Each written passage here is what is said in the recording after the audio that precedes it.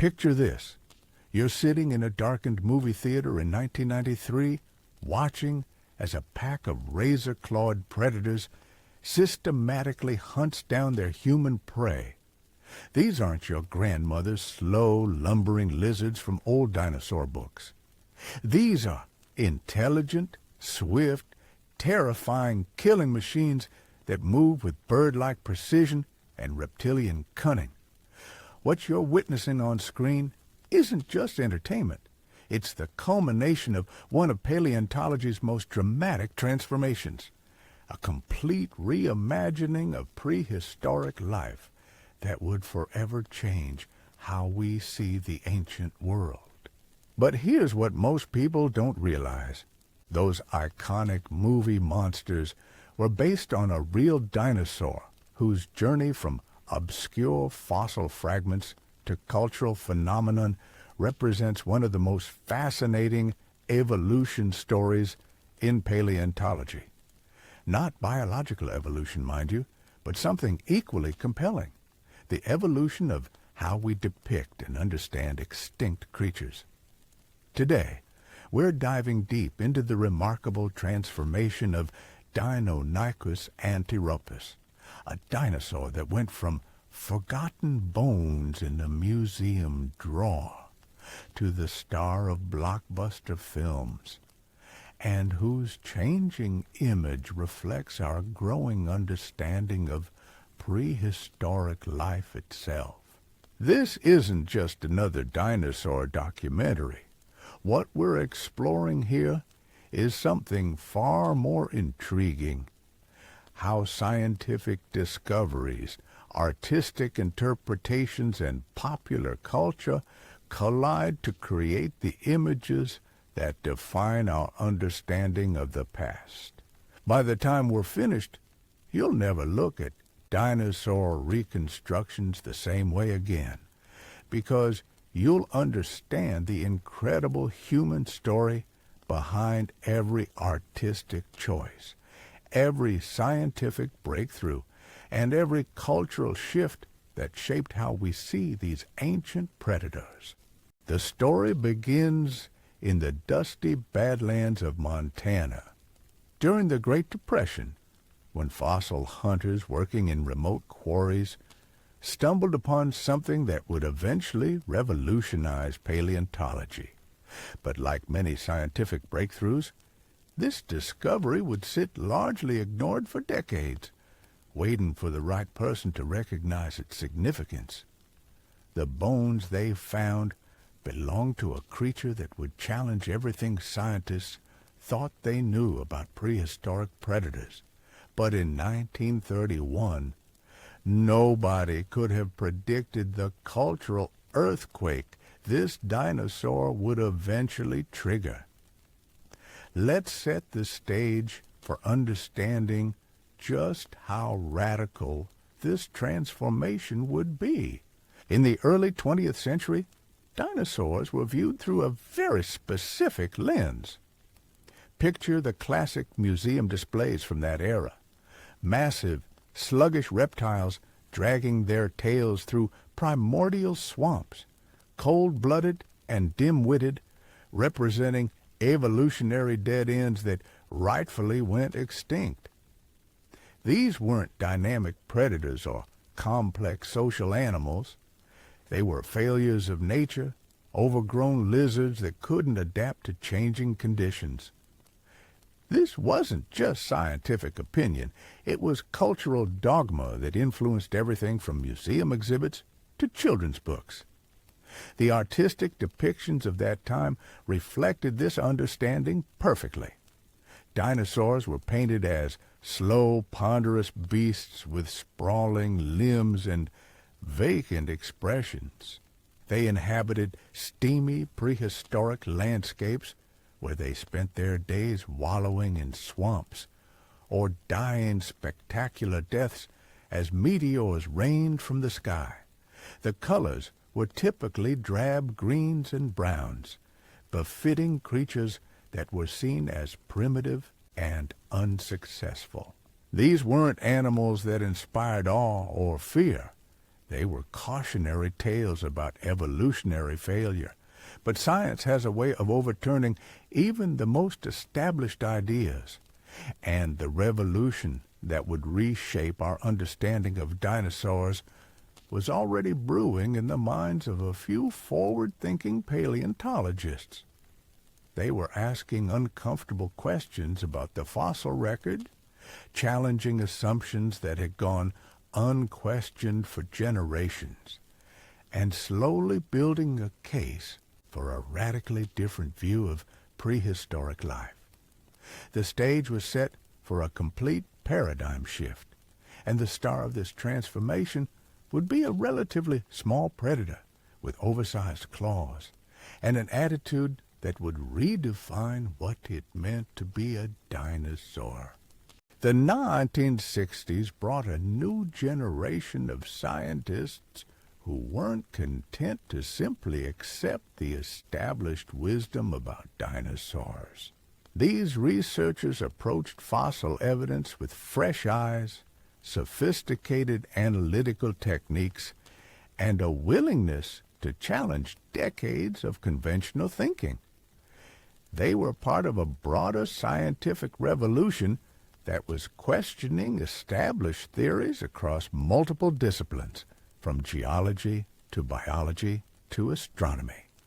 In paleontology, this questioning spirit would prove particularly transformative. When John Ostrom began studying those Montana fossils that had been collected 30 years earlier, he brought a detective's mindset to the investigation. He wasn't just looking at individual bones.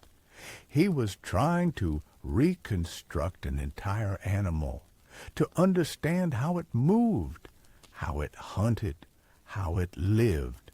What he discovered was so revolutionary that it would force the scientific community to completely reconsider their understanding of dinosaur biology, behavior, and evolution. The fossils revealed an animal unlike anything in the established dinosaur playbook. This wasn't a slow, tail-dragging reptile. The bone structure told a story of an active, agile predator with sophisticated hunting adaptations.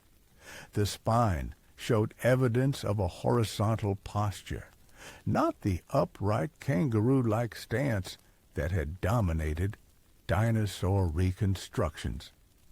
The tail was clearly designed for balance during rapid movement, not for dragging through prehistoric mud. Most dramatically, the feet bore enormous curved claws that could only belong to a specialized killer. Ostrom's reconstruction was nothing short of revolutionary. When he presented his findings to the scientific community, he wasn't just describing a new dinosaur species. He was challenging fundamental assumptions about dinosaur physiology and behavior. His Deinonychus was an active, warm-blooded predator, capable of complex hunting behaviors. This was a dinosaur that could run, leap, and strike with precision. It was, in many ways, more bird than reptile in its apparent capabilities. The name Ostrom chose reflected this understanding, Deinonychus antirrhopus, literally meaning counterbalancing terrible claw, captured both the animal's most distinctive feature and its sophisticated biomechanics. This wasn't just a bigger version of modern lizards. This was something entirely new, a predator designed for active hunting in ways that challenged everything paleontologists thought they knew about dinosaur capabilities. The artistic community struggled to keep pace with these scientific revelations. Early attempts to visualize Ostrom's active predator were often awkward compromises between old and new thinking. Some artists simply took traditional dinosaur poses and made them slightly more dynamic. Others went too far in the opposite direction, creating creatures that looked more like modern animals wearing dinosaur costumes than genuine prehistoric predators. Robert Becker, Ostrom's student, played a crucial role in translating scientific discoveries into compelling visual narratives. His artistic reconstructions captured the dynamism that Ostrom's research suggested, showing Deinonychus as an alert, active predator with the horizontal posture and balanced stance that the fossil evidence supported. These weren't the first attempts to show dinosaurs in motion, but they were among the first to base that motion on rigorous anatomical analysis rather than artistic speculation. Yet even these groundbreaking reconstructions carried traces of older thinking. The head and neck were often depicted with distinctly lizard-like characteristics, reflecting the persistent influence of the reptilian paradigm that had dominated dinosaur paleontology for so long. It would take additional discoveries and further research to fully break free from these preconceptions and embrace a more accurate vision of what these ancient predators actually looked like. The scientific community's response to Ostrom's work was mixed, as is often the case with paradigm-shifting discoveries. Conservative paleontologists questioned whether the evidence really supported such a radical departure from established thinking. They pointed to gaps in the fossil record, alternative interpretations of the anatomical evidence, and the dangers of over-extrapolating from limited specimens. This wasn't mere scientific caution. It was the natural resistance that any established field shows when confronted with ideas that challenge its fundamental assumptions. But the evidence kept mounting. Additional Deinonychus specimens were discovered, each one providing more support for Ostrom's active predator hypothesis. The consistency of the anatomical features across multiple individuals suggested that this wasn't an aberrant specimen or a case of wishful thinking. This was how these animals were actually built. The scientific debate gradually shifted from whether Deinonychus was an active predator to what the implications of that discovery might be for our understanding of dinosaur biology more broadly. This period of scientific ferment coincided with broader cultural changes that made audiences more receptive to dynamic, dangerous dinosaurs. The 1960s and 1970s were decades of questioning established authorities and conventional wisdom. Environmental awareness was growing, bringing new appreciation for the complexity and interconnectedness of natural systems. Science fiction was exploring themes of evolution, extinction, and humanity's place in the natural world. The stage was set for a complete reimagining of prehistoric life. The artistic depictions began to evolve accordingly, though the transformation was gradual and often inconsistent. Some artists embraced the new scientific findings wholeheartedly, creating images of Deinonychus that emphasized its bird-like characteristics and active hunting behavior. Others remained anchored to older traditions, producing hybrid visualizations that combined elements of both old and new thinking.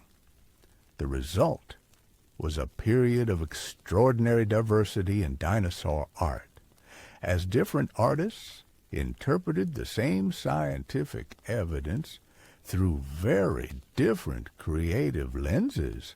What emerged from this period of experimentation was a new visual language for depicting prehistoric predators. Colors became more varied and sophisticated, moving beyond the monotonous greens and browns of earlier reconstructions.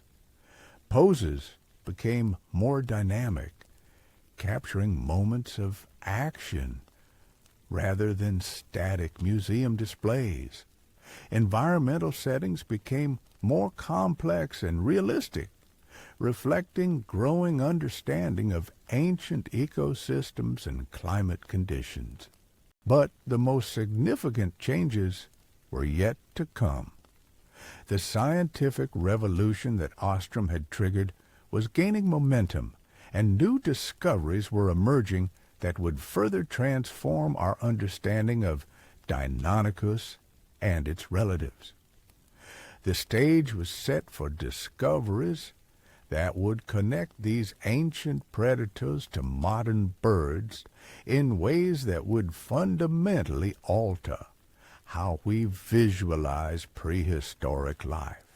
The transformation that was about to unfold would make even these early revolutionary changes seem modest by comparison. As the 1970s progressed, fossil discoveries began revealing connections that would fundamentally alter our understanding of where dinosaurs fit in the grand scheme of life on Earth. Scientists weren't just finding more specimens of known species, they were uncovering evidence of relationships that challenged the very foundations of how we classify and understand extinct life.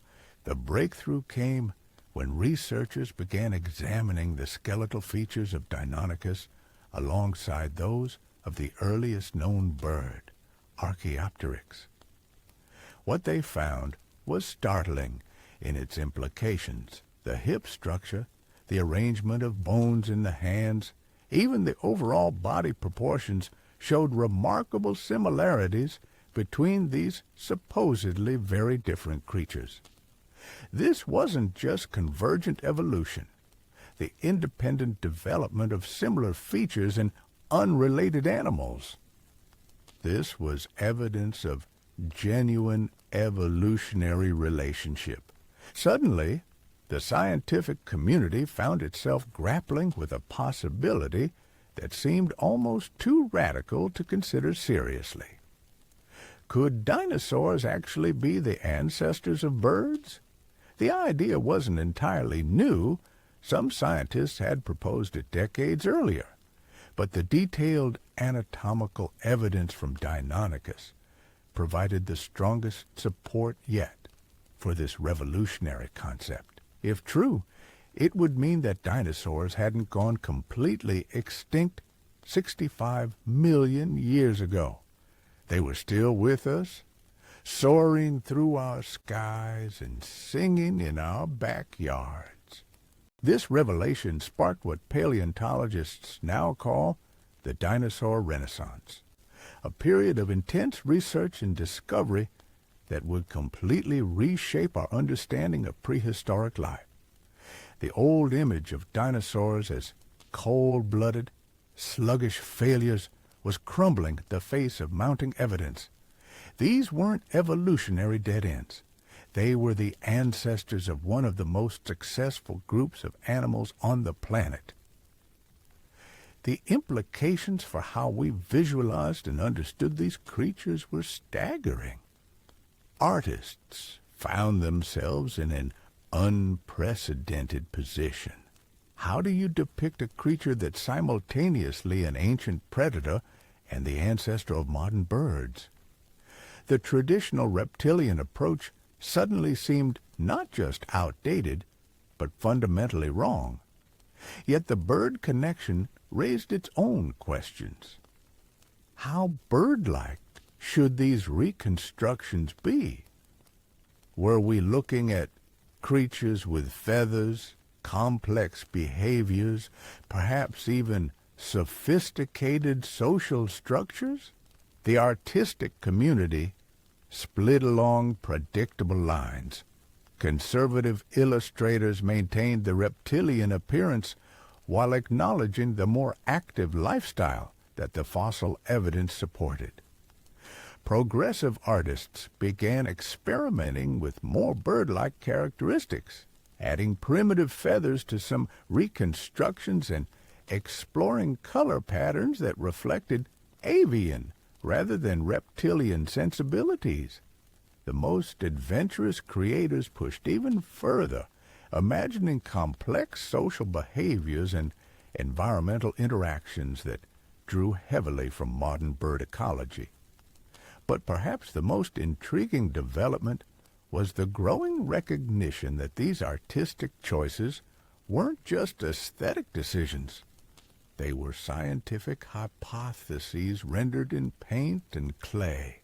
Every reconstruction was making implicit claims about physiology, behavior, ecology, and evolution. The artists weren't just illustrating scientific discoveries, they were participating in the process of scientific interpretation and communication. This period saw the emergence of paleoart as a legitimate scientific discipline in its own right. Artists like Gregory Paul and others began bringing unprecedented rigor to their reconstructions, studying modern animal anatomy, consulting with researchers, and treating their artistic work as a form of scientific hypothesis testing. Their reconstructions became increasingly sophisticated, incorporating details about muscle attachment points, skin texture, and behavioral ecology that previous generations of dinosaur artists had never considered. The influence of these changing depictions extended far beyond scientific journals and museum displays. Popular culture was beginning to take notice of the dinosaur revolution, though the transformation would be gradual and sometimes contradictory. Science fiction writers began incorporating the new understanding of dinosaurs into their stories. Documentary filmmakers started consulting with paleontologists to create more accurate representations of prehistoric life. Even children's books began moving away from the most outdated dinosaur stereotypes. Yet resistance to these changes remained strong in many quarters. The old image of dinosaurs as sluggish reptiles had become deeply embedded in popular consciousness. Museum displays that had been created decades earlier continued to shape public perception. Educational materials in schools often lagged years or even decades behind current scientific understanding. The gap between the scientific knowledge and popular perception created a tension that would persist for years to come. The 1980s brought accelerating change as the bird-dinosaur connection gained wider acceptance within the scientific community. Researchers weren't content to simply establish the relationship. They wanted to understand its implications for dinosaur biology and behavior. If dinosaurs were ancestral to birds, what did that suggest about their metabolism, their social behavior, their parental care, their communication methods? These questions drove a new wave of research that examined dinosaur fossils through an explicitly avian lens. Scientists began looking for evidence of features that are characteristic of modern birds: hollow bones for weight reduction, specialized breathing systems for efficient oxygen processing, complex brain structures for sophisticated behavior. What they found consistently supported the growing consensus that dinosaurs were far more similar to modern birds than anyone had previously imagined. The artistic implications were profound. If Deinonychus and its relatives possessed bird-like metabolisms, they would have required bird-like energy intake. This suggested active hunting behaviors, complex social interactions, and possibly even elaborate display behaviors similar to those seen in modern birds. artists began experimenting with reconstructions that showed these dinosaurs engaged in sophisticated behavioral interactions, pack hunting, territorial displays, courtship rituals, parental care. The feather question became increasingly pressing during this period. If dinosaurs were ancestral to birds, at what point in their evolutionary history did feathers first appear? Were creatures like Deinonychus already experimenting with primitive feathers for insulation, display, or even limited flight capabilities? The fossil record of the time provided tantalizing hints, but no definitive answers.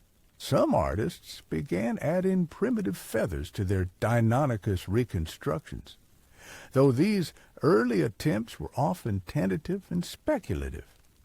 The feathers were typically sparse and simple, more like fuzzy down than the complex flight feathers of modern birds. Colors remained conservative, usually earth tones that wouldn't have looked out of place on modern ground-dwelling birds like turkeys or pheasants. But other artists pushed the boundaries further, experimenting with more elaborate feather arrangements and bolder color schemes.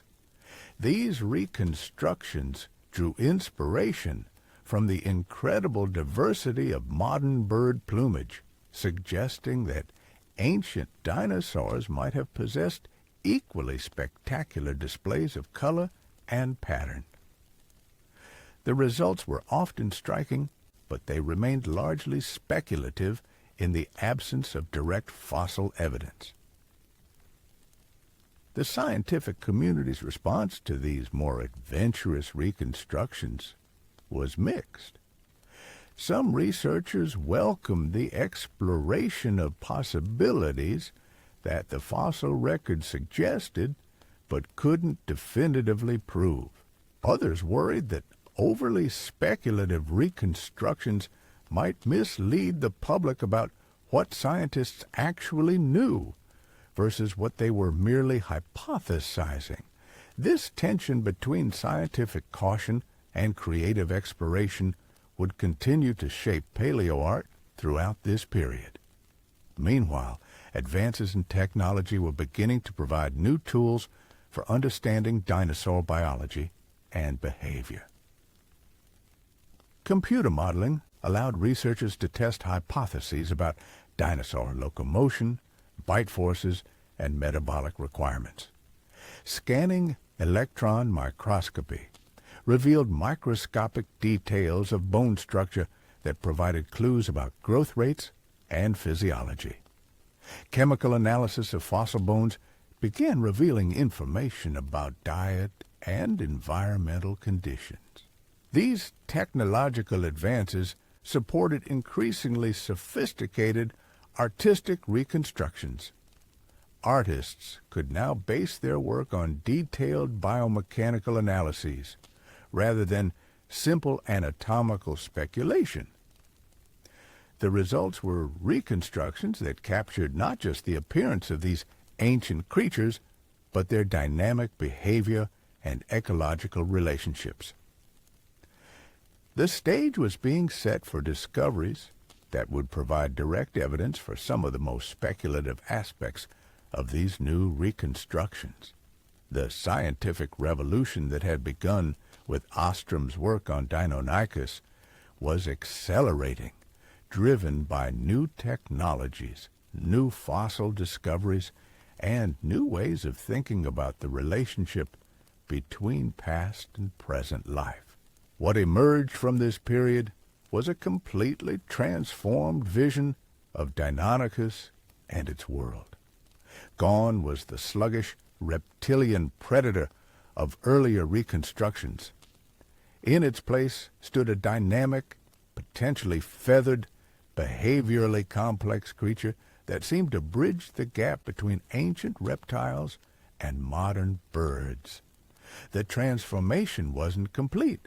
major questions remained unanswered, and significant discoveries lay ahead. But the foundation had been laid for understanding these creatures in ways that their original discoverers could never have imagined. But just as the scientific community was embracing this revolutionary new understanding of dinosaur biology, popular culture was about to deliver a massive blow to their carefully constructed vision. The year 1993 would prove to be a watershed moment, not for scientific discovery, but for public perception of prehistoric predators. Hollywood was preparing to unleash something that would overshadow decades of paleontological research and artistic evolution with a single, unforgettable cinematic experience. Steven Spielberg's Jurassic Park didn't just entertain audiences, it fundamentally altered how an entire generation would visualize dinosaurs. The film's raptors, though labeled as velociraptors, were actually based heavily on Deinonychus in terms of size and behavior. But here's where things get fascinating from an artistic evolution perspective. The movie makers made a deliberate choice to ignore much of the emerging scientific evidence about feathers and bird-like characteristics. Instead, they doubled down on the reptilian appearance, creating creatures that were undeniably terrifying, but scientifically outdated, even by 1993 standards. The decision wasn't made in ignorance. The filmmakers consulted with paleontologists, including some who were advocating for feathered dinosaur reconstructions. But they faced a fundamental challenge that every popular depiction of prehistoric life must navigate: the tension between scientific accuracy and cultural expectations. Audiences in 1993 weren't ready for feathered dinosaurs. The very concept seemed to undermine the primal terror that these creatures were supposed to represent. How scary could a giant chicken really be? So the movie's raptors emerged as the ultimate expression of the pre-Renaissance dinosaur aesthetic, but turbocharged with all the behavioral sophistication that recent research had suggested. These weren't sluggish, tail-dragging reptiles. They were intelligent, coordinated pack hunters with problem-solving abilities that bordered on the supernatural. The filmmakers had taken the most exciting aspects of the new dinosaur science: the intelligence, the social behavior, the active predation, while completely ignoring the most challenging aspect: the growing evidence for feathers and bird-like characteristics. The cultural impact was immediate and overwhelming. Suddenly, everyone knew what a raptor looked like, and that image was burned into collective consciousness with unprecedented intensity. The sleek, scaled reptilian predators of Jurassic Park became the definitive visual representation of Deinonychus and its relatives. Museum gift shops filled with toys and models based on the movie's designs. Children's books adopted the cinematic aesthetic. Even scientific illustrations began showing the influence of Hollywood's vision. For paleoartists, this created an unprecedented dilemma. They found themselves caught between advancing scientific understanding and overwhelming popular expectations. Creating scientifically accurate reconstructions meant fighting against one of the most successful movies in history. The movie's raptors weren't just entertainment. They had become a cultural touchstone, a shared visual language that defined how people understood prehistoric predators. Some artists chose to embrace the popular image, reasoning that engagement with paleontology was more important than strict adherence to emerging scientific theories. If movie-inspired dinosaur art got people interested in prehistoric life, wasn't that ultimately beneficial for the field? These pragmatic illustrators continued producing reptilian Deinonychus reconstructions that aligned with public expectations while gradually incorporating subtle nods to newer scientific understanding. Others took a more militant approach, viewing the movie's influence as a corruption of scientific truth that needed to be actively countered.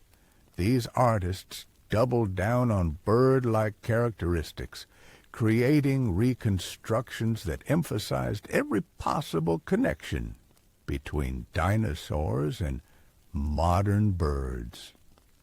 Their Deinonychus depictions featured prominent feather displays, avian postures, and behavioral scenarios drawn directly from modern bird ecology. The result was a fascinating split in the artistic representation of Deinonychus that reflected broader tensions within the paleontological community.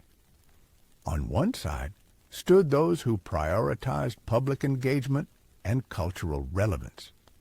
On the other were those who insisted that scientific accuracy should never be compromised for popular appeal.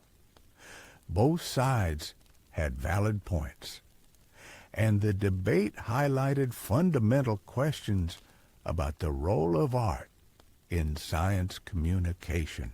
Meanwhile, the scientific evidence continued accumulating in ways that increasingly supported the more radical reconstructions. The 1990s brought a series of fossil discoveries from China that would eventually provide direct evidence for feathered dinosaurs. These weren't just theoretical possibilities anymore. They were preserved realities captured in stone. The fossils showed unmistakable evidence of primitive feathers on creatures closely related to Deinonychus. But cultural change moves slowly, especially when it must overcome the momentum of a cultural phenomenon as powerful as Jurassic Park. The movie's influence extended far beyond entertainment, shaping educational materials, museum displays, and scientific funding priorities. Researchers studying dinosaur behavior found that their work was often viewed through the lens of the film's pack-hunting scenarios, regardless of what the fossil evidence actually suggested. The pack-hunting interpretation became particularly entrenched during this period, largely due to fossil sites where multiple Deinonychus specimens were found associated with larger herbivorous dinosaurs. The scenario seemed obvious. Coordinated predators working together to bring down prey too large for any individual hunter to tackle alone. It was compelling, dramatic, and perfectly aligned with the movie's portrayal of raptor intelligence and social behavior. Paleo artists embraced this interpretation enthusiastically, creating increasingly sophisticated depictions of Deinonychus pack behavior. These reconstructions showed complex hunting strategies, with individual pack members playing specialized roles in elaborate takedown scenarios. The artistic challenge was enormous. How do you capture the dynamic chaos of a multi-predator attack while maintaining scientific plausibility and visual clarity? The most successful pack-hunting reconstructions managed to balance action with accuracy, showing realistic predator behavior while acknowledging the anatomical constraints that fossils imposed. Artists studied modern pack hunters like wolves and lions, adapting their behavioral patterns to the unique biomechanics of Deinonychus. The results were often spectacular, combining scientific rigor with dramatic visual impact in ways that satisfied both researchers and the general public. But even as pack hunting scenarios dominated popular depictions, some scientists were beginning to question whether the fossil evidence really supported this interpretation. Alternative explanations for multi-individual fossil sites were possible. Perhaps these were scavenging scenarios rather than coordinated hunts, or maybe they represented territorial disputes rather than cooperative behavior. The certainty that had seemed so obvious began to erode under closer scrutiny. This uncertainty created new opportunities for artistic exploration. If the behavioral ecology of Deinonychus was genuinely unknown, then artists had more freedom to explore alternative possibilities. Some began experimenting with solitary predator scenarios, drawing inspiration from modern birds of prey rather than mammalian pack hunters. Others explored complex social behaviors that didn't necessarily involve hunting. Territorial displays, courtship rituals, parental care scenarios. The diversity of artistic interpretations during this period was unprecedented in the history of dinosaur art. Every major paleontological journal seemed to feature a different vision of Deinonychus behavior and ecology. Museum exhibits began showcasing multiple reconstructions of the same species, acknowledging that scientific uncertainty could be artistically liberating rather than constraining. Yet, the feather question remained largely unresolved in popular depictions, despite mounting scientific evidence. The few artists who did experiment with feathered Deinonychus often produced awkward results that satisfied neither scientific accuracy nor aesthetic appeal. Early feather reconstructions frequently looked like reptiles wearing feather costumes rather than genuinely integrated biological systems. The technical challenges were enormous. How do you depict feathers on a creature for which no direct feather evidence exists? What type of feathers would be most appropriate? Simple filaments for insulation, display plumes for communication, or something approaching flight feathers for limited aerial capability? How extensive would the feathering be? Full body coverage or restricted to specific regions? Different artists answered these questions in radically different ways, producing a bewildering array of feathered Deinonychus reconstructions that ranged from barely noticeable fuzz to elaborate plumage displays that wouldn't have looked out of place on exotic tropical birds. The lack of direct fossil evidence meant that every artistic choice was essentially speculative. But some speculations were more informed than others. The most successful feathered reconstructions drew heavily on modern bird anatomy and development.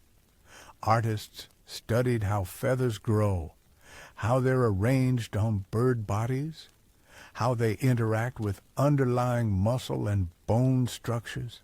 This biomechanical approach produced more convincing results than simple aesthetic speculation, creating feathered dinosaurs that looked like plausible biological entities rather than artistic fantasies.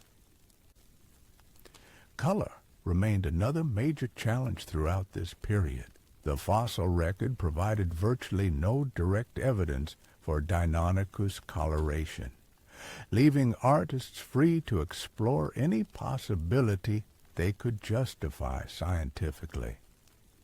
Some chose conservative earth tones that would have provided effective camouflage in woodland environments.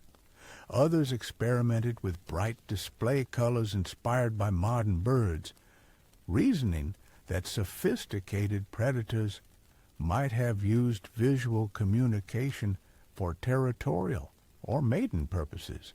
The most adventurous color reconstructions pushed the boundaries of scientific speculation, creating Deinonychus depictions that rivaled the most exotic modern birds in their complexity and brilliance. These reconstructions argued that if dinosaurs were ancestral to birds, they might have possessed equally sophisticated color vision and equally elaborate display behaviors. The results were often stunning, but they remained largely speculative in the absence of direct evidence. As the 1990s progressed, the tension between scientific advancement and cultural expectations continued to shape artistic depictions of Deinonychus. The creature had become a symbol of broader debates about scientific authority, popular culture, and the role of speculation in paleontological reconstruction. Every new artistic interpretation was simultaneously a scientific hypothesis, a cultural statement, and an aesthetic choice. The stage was being set for discoveries that would finally provide direct evidence for some of the most contentious aspects of these reconstructions. Advanced analytical techniques were revealing new information about dinosaur biology, behavior, and appearance. Fossil preservation was improving, capturing details that previous generations of paleontologists could never have imagined. The revolution in understanding that had begun with Ostrom's initial work was accelerating toward revelations that would transform not just scientific knowledge, but popular perception as well. What emerged from this period was a creature caught between worlds, part ancient reptile, part modern bird, part scientific reality, part cultural icon. The artistic evolution of Deinonychus had become a mirror reflecting broader changes in how humanity understood its relationship with the natural world, both past and present. The transformation was far from complete, but the foundations had been laid for even more dramatic revelations that would soon emerge from laboratories and fossil sites around the world. The artistic community found itself in an unprecedented position during these years, serving as translators between rapidly advancing scientific understanding and slowly evolving public perception. Their reconstructions weren't just illustrations. They were arguments about the nature of prehistoric life, the reliability of scientific interpretation, and the proper balance between evidence and speculation in our understanding of the ancient world. The dawn of the new millennium brought with it technological advances that would finally provide answers to questions that had tantalized paleontologists for decades. While artists continued wrestling with competing visions of Deinonychus, laboratories around the world were developing techniques that could extract information from fossils in ways previously thought impossible. These weren't just improvements in existing methods, they were revolutionary approaches that could reveal details about ancient life that had been locked. Scanning electron microscopy began in stone for over 100 million years, revealing microscopic structures preserved within fossil bones that provided unprecedented insights into dinosaur physiology. Chemical analysis techniques could now detect trace elements that offered clues about diet, metabolism, and even environmental conditions. Most remarkably, some fossils were beginning to yield preserved soft tissue structures that previous generations of scientists had assumed were impossible to recover from such ancient specimens. But perhaps the most significant breakthrough came from an unexpected source, the rapidly advancing field of developmental biology. Scientists studying how modern birds develop began recognizing patterns that could be traced backward through evolutionary time. If you understood how feathers develop in modern birds, you could make informed predictions about how similar structures might have appeared in their dinosaurian ancestors. This wasn't speculation anymore. It was hypothesis testing using living animals as evolutionary guides. The implications for artistic reconstruction were staggering.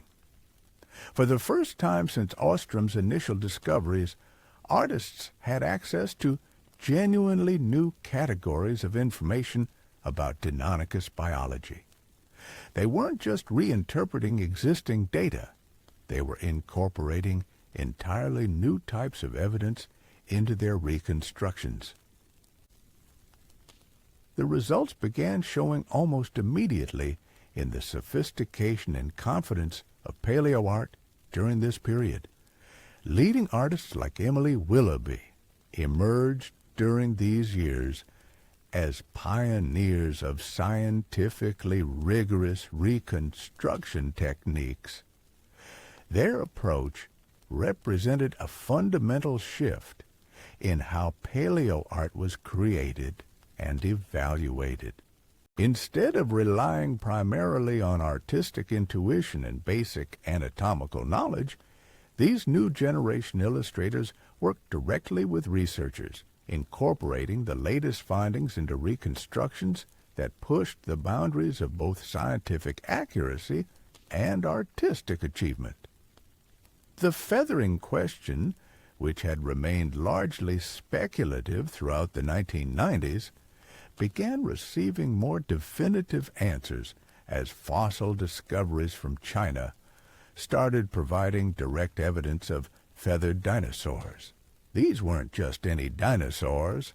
They were species closely related to Deinonychus, sharing similar body plans, ecological niches, and evolutionary relationships. If these related species possessed feathers, the logical implication was that Deinonychus likely did as well. The first confirmed feathered dinosaur fossils were revolutionary in their implications, but they also created new challenges for artists attempting to reconstruct Deinonychus. The preserved feathers in these fossils were often primitive compared to modern bird feathers, showing structural differences that suggested different functions and capabilities. How should these differences be interpreted in Deinonychus reconstructions? Were the feathers primarily for insulation, display, limited flight capability, or some combination of functions? Artists began experimenting with increasingly sophisticated feather reconstructions that incorporated these new discoveries while acknowledging the limitations of the fossil record.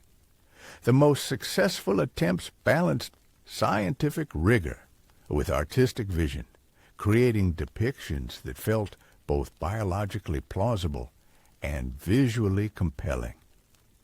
These weren't the awkward, costume-like feather additions of earlier decades. They were integrated biological systems that enhanced, rather than contradicted, the predatory nature of these ancient hunters. Color analysis represented another major breakthrough during this period. Advanced spectroscopic techniques began revealing preserved pigment structures in some fossil feathers. providing the first direct evidence of dinosaur coloration. While these discoveries didn't directly impact Deinonychus reconstructions, the necessary preservation conditions were extremely rare. They demonstrated that sophisticated color patterns were possible in feathered dinosaurs, lending credibility to more adventurous artistic interpretations.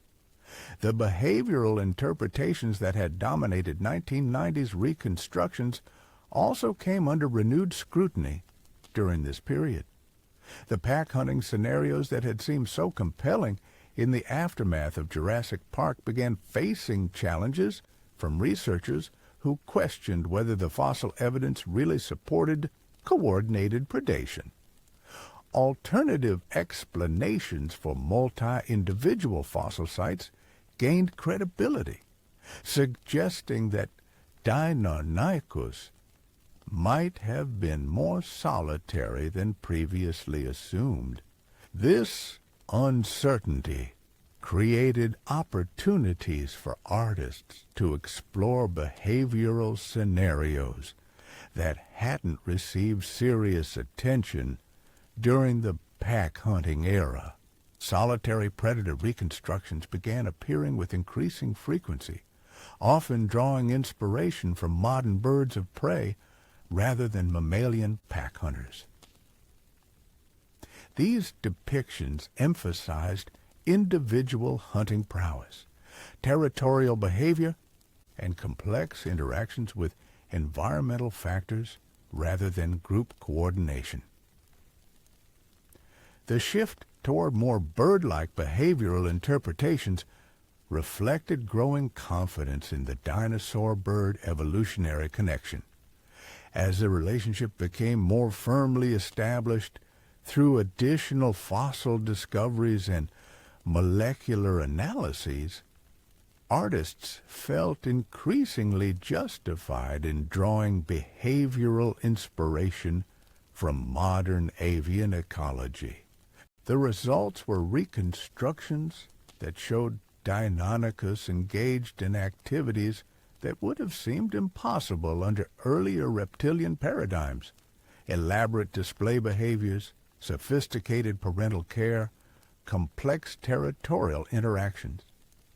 Museum exhibits began reflecting these changing interpretations, though often with considerable lag time due to the expense and complexity of creating new displays. The most progressive institutions started showcasing multiple reconstructions of the same species, acknowledging that scientific understanding was still evolving and that different interpretations remained viable. This approach helped educate the public about the nature of scientific inquiry, while avoiding the false certainty that had characterized earlier exhibits. Educational materials faced similar challenges in keeping pace with rapidly advancing scientific understanding. Textbook publishers found themselves caught between the need for current information and the practical constraints of publication schedules and market expectations. The result was often a confusing mixture of old and new interpretations that reflected the transitional nature of the field rather than any coherent vision of Deinonychus biology.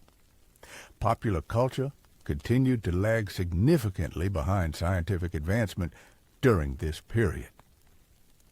The overwhelming influence of Jurassic Park maintained its grip on public imagination, creating a persistent disconnect between emerging scientific understanding and widespread cultural expectations.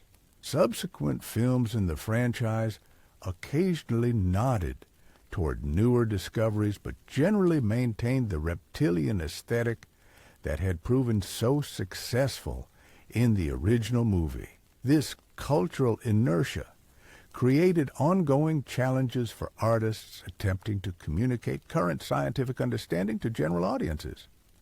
Reconstructions that accurately reflected the latest research often seemed alien or unconvincing to viewers whose expectations had been shaped by decades of reptilian dinosaur imagery. The most successful popular science illustrations during this period found ways to bridge this gap, incorporating bird-like characteristics while maintaining enough familiar elements to avoid alienating audiences entirely. The Internet began playing an increasingly important role in dinosaur art during these years, providing platforms for artists to share work, receive feedback, and engage directly with both researchers and enthusiasts. Online communities developed around paleoart, fostering discussions that would have been impossible in earlier decades when communication between artists, scientists, and the public was much more limited. These digital forums became laboratories for testing new ideas and approaches to dinosaur reconstruction. Social media platforms amplified these effects, allowing individual artists to build audiences and influence public perception in ways that traditional publishing could never accommodate. The most successful online paleo artists became public intellectuals in their own right, using their platforms to educate audiences about both artistic techniques and scientific discoveries. Their work often reached larger audiences than traditional scientific publications, making them crucial intermediaries in the process of translating research into public understanding. The democratization of paleoart through digital platforms also led to an explosion of artistic diversity during this period. Artists from different cultural backgrounds brought new perspectives to dinosaur reconstruction, challenging assumptions that had been shaped by Western scientific traditions and artistic conventions. The results were often striking, showing familiar creatures through unfamiliar cultural lenses that revealed previously unexplored possibilities.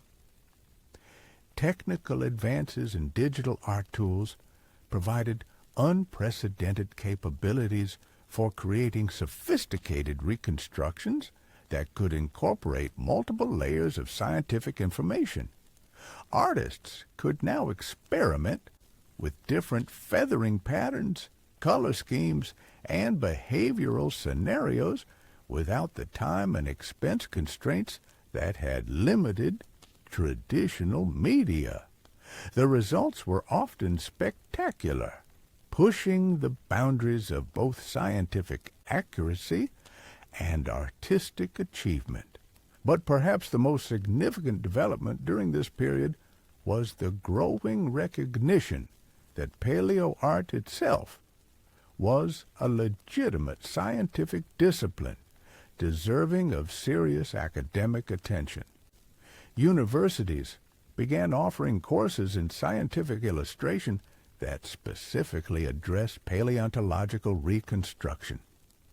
Professional organizations developed standards for evaluating the scientific accuracy of artistic work. Peer-reviewed journals started publishing papers that treated artistic reconstruction as a form of hypothesis testing rather than mere illustration.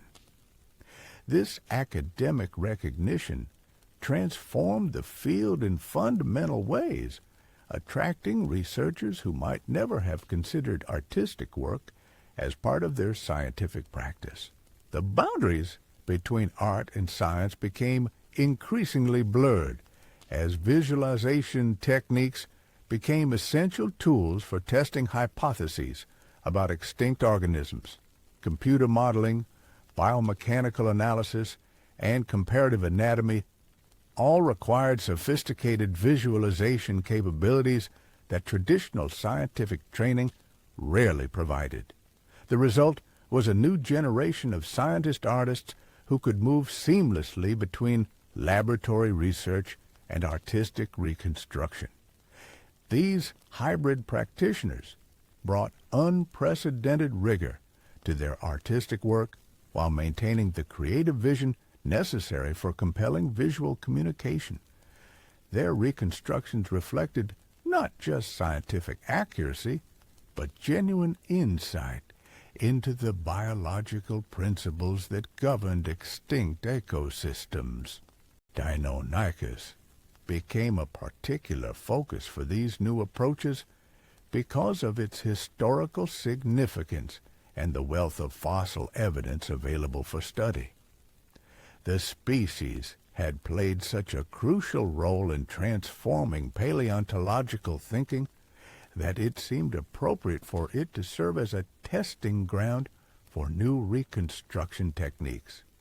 Artists competed to create the most scientifically rigorous and artistically successful depictions, driving rapid advancement in both technical capability and interpretive sophistication. The feather question finally began receiving definitive answers as direct evidence of feathering in closely related species, accumulated throughout the 2000s and 2010s. While no Deinonychus specimen has yet been found with preserved feathers, the phylogenetic evidence became overwhelming. Virtually every closely related species for which soft tissue preservation existed showed evidence of feathering. The logical conclusion was that Deinonychus almost certainly possessed feathers as well. This scientific consensus began filtering into artistic reconstructions with increasing confidence. Artists no longer felt they were speculating wildly when they added feathers to Deinonychus depictions. They were reflecting the best available scientific evidence. The results were increasingly sophisticated reconstructions that showed these ancient predators as genuinely bird-like creatures while maintaining their identity as fearsome hunters. Color reconstructions became increasingly bold as artists gained confidence in the bird-dinosaur connection. If modern birds possessed sophisticated color vision and elaborate display behaviors, there was no reason to assume their dinosaurian ancestors were limited to drab reptilian color schemes. The most successful color reconstructions drew inspiration from modern bird ecology, while acknowledging the environmental constraints that would have shaped Deinonychus' appearance. Display behavior reconstruction represented another area of rapid advancement during this period. Artists began depicting Deinonychus engaged in complex social interactions that reflected both their predatory nature and their evolutionary relationship to birds. These reconstructions often showed elaborate territorial displays, courtship behaviors, and parent-offspring interactions that would have seemed impossible under earlier reptilian paradigms. The pack hunting question remained more contentious, with different researchers reaching different conclusions based on the same fossil evidence. Some artists continued depicting coordinated hunting behaviors, while others emphasized solitary predation strategies. The most sophisticated reconstructions acknowledged this uncertainty by showing both possibilities or by focusing on individual behaviors that didn't require assumptions about social organization. Habitat reconstructions became increasingly detailed as understanding of Cretaceous ecosystems improved. Artists could now place Deinonychus in accurately reconstructed environments that reflected current understanding of ancient climate, vegetation, and ecological relationships. These environmental reconstructions often revealed aspects of dinosaur biology that weren't apparent from skeletal remains alone, showing how these predators might have interacted with their physical and biological surroundings. The technological revolution in fossil analysis continued accelerating throughout this period, providing new categories of information that artists could incorporate into their reconstructions. Isotope analysis revealed information about diet and migration patterns. Microscopic analysis of bone structure provided insights into growth rates and metabolic activity. Even preserved gut contents began revealing specific details about feeding behavior and ecological relationships. These technical advances required increasingly sophisticated artistic interpretation. Artists found themselves working with categories of scientific information that hadn't existed when the field was established. The challenge was finding ways to incorporate this new knowledge into visually compelling reconstructions that remained accessible to general audiences while satisfying the demands of scientific accuracy. The result was a period of unprecedented innovation in paleoart that transformed public understanding of Deinonychus and its world. The creature that had begun as obscure fossil fragments had become a window into an ancient ecosystem of stunning complexity and sophistication. Every new artistic reconstruction revealed additional aspects of this vanished world, while demonstrating the power of combining rigorous scientific analysis with creative visual interpretation. The transformation was far from complete. Major questions remained unanswered, and new discoveries continued challenging established interpretations. But the foundation had been established for understanding Deinonychus as part of a complex evolutionary continuum that connected the ancient past with the living present.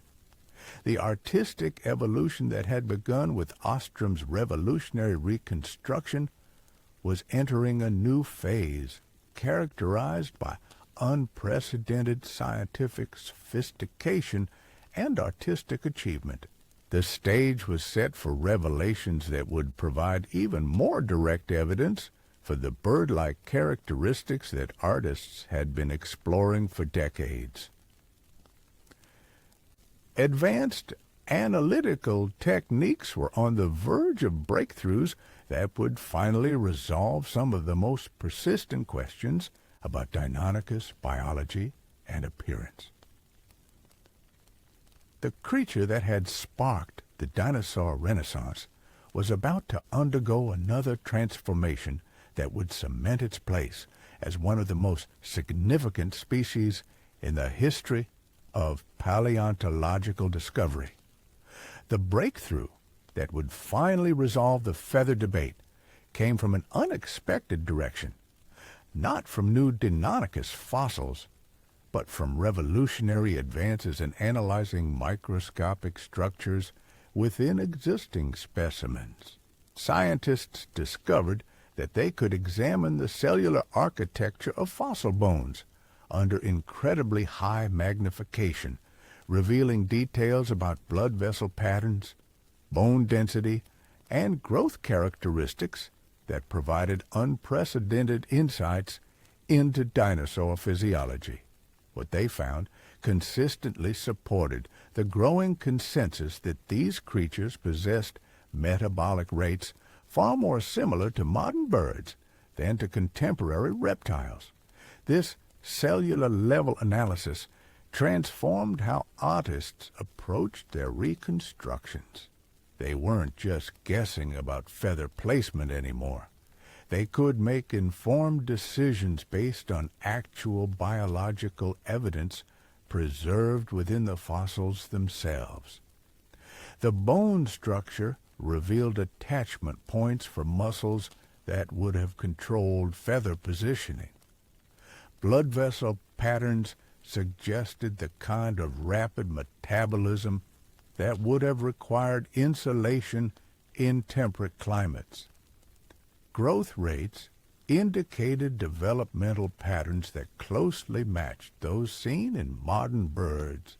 The artistic community responded to these discoveries with increasing confidence and sophistication.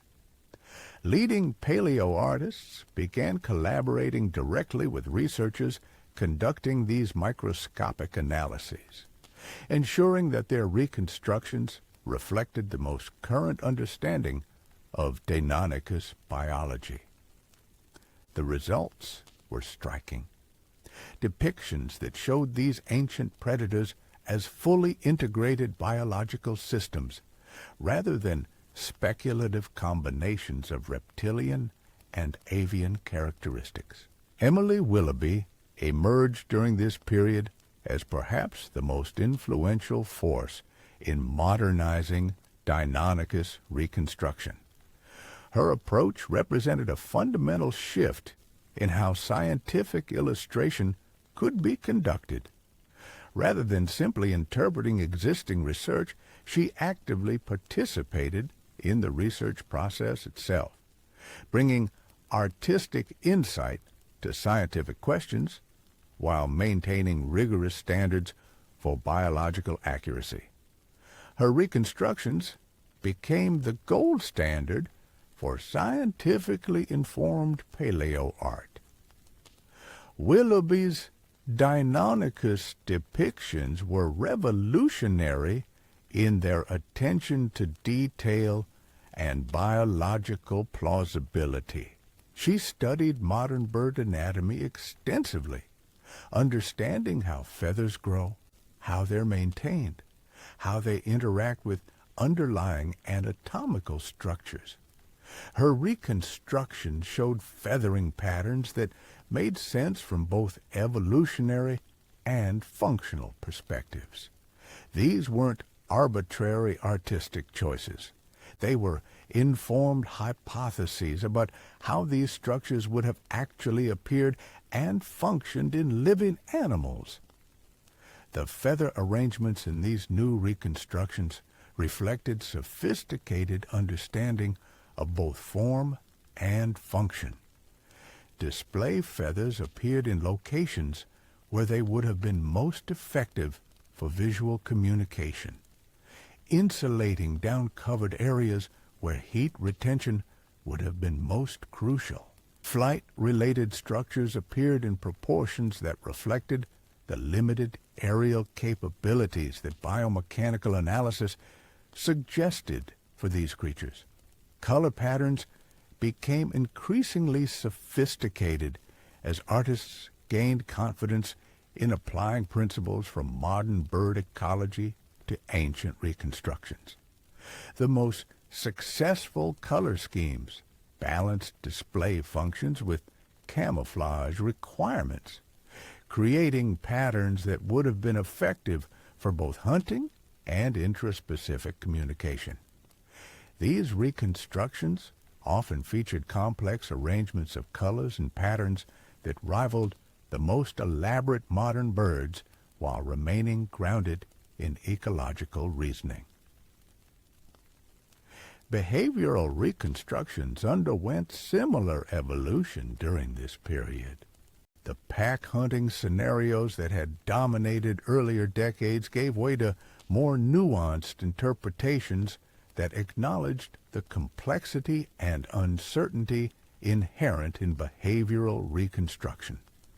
Artists began showing Deinonychus engaged in a broader range of activities: solitary hunting, territorial displays, parental care, environmental interaction, that reflected the full spectrum of behaviors that would have characterized these complex predators. The solitary hunting reconstructions proved particularly compelling, drawing inspiration from modern birds of prey while acknowledging the unique biomechanical capabilities that Deinonychus possessed. These depictions showed individual predators using their distinctive sickle claws in ways that made biomechanical sense, not as slashing weapons, but as specialized tools for pinning and controlling prey while the animal delivered killing bites with its powerful jaws. Environmental context became increasingly important in these reconstructions as understanding of Cretaceous ecosystems improved. Artists could now place Deinonychus in accurately reconstructed habitats that reflected current knowledge of ancient climate patterns, vegetation communities, and ecological relationships. These environmental reconstructions often revealed aspects of predator behavior that weren't apparent from skeletal remains alone, showing how these hunters would have navigated complex woodland environments. The technological revolution in digital art tools provided unprecedented capabilities for creating these sophisticated reconstructions. Artists could experiment with different approaches without the time and expense constraints that had limited traditional media. They could test multiple feathering patterns, color schemes, and behavioral scenarios, refining their work through iterative processes that would have been impossible with paint and canvas. But perhaps the most significant development was the growing recognition that these artistic reconstructions were themselves contributing to scientific understanding. The most successful paleoartists weren't just illustrating research. They were participating in the process of scientific discovery by identifying problems, proposing solutions, and testing hypotheses through visual exploration. Their work often revealed inconsistencies or gaps in existing research that led to new avenues of investigation. This collaborative relationship between art and science reached new levels of sophistication during the 2010s as interdisciplinary research teams began incorporating professional artists as full partners in paleontological investigation. These collaborations produced reconstructions that reflected not just artistic vision, but genuine scientific insight into the biological principles that governed extinct ecosystems. The public response to these new reconstructions was mixed, reflecting the persistent influence of earlier imagery, while acknowledging the compelling nature of the new scientific evidence. Many people found the fully feathered Deinonychus depictions initially jarring, conflicting with decades of cultural conditioning that associated dinosaurs with reptilian characteristics. But the quality and scientific rigor of the new reconstructions gradually won acceptance even among skeptical audiences. Museum exhibits began incorporating these new interpretations, though often with extensive educational materials explaining the scientific reasoning behind the artistic choices. The most successful exhibits acknowledged the evolution of scientific understanding, showing how interpretations had changed over time while explaining the evidence that supported current reconstructions. This approach helped educate visitors about the nature of scientific inquiry while showcasing the most current understanding of dinosaur biology. Educational materials faced similar challenges in adapting to rapidly changing scientific understanding. Publishers found themselves in the position of updating textbooks and popular books with interpretations that seemed radically different from established imagery. The most successful educational materials treated this evolution as an opportunity to teach about the scientific process itself. showing how new evidence leads to refined understanding. The Internet continued playing a crucial role in disseminating these new interpretations to global audiences. Social media platforms allowed artists to share their work instantly with worldwide communities of researchers, educators, and enthusiasts. Online discussions about specific reconstructions often led to collaborative refinements that improved both scientific accuracy and artistic quality. Popular culture remained more resistant to change, with entertainment media continuing to favor reptilian depictions that aligned with established audience expectations. However, some progressive productions began incorporating elements of the new scientific understanding, gradually introducing audiences to more accurate representations of dinosaur biology and behavior. Documentary filmmakers found themselves in particularly challenging positions, balancing scientific accuracy with visual appeal and audience expectations.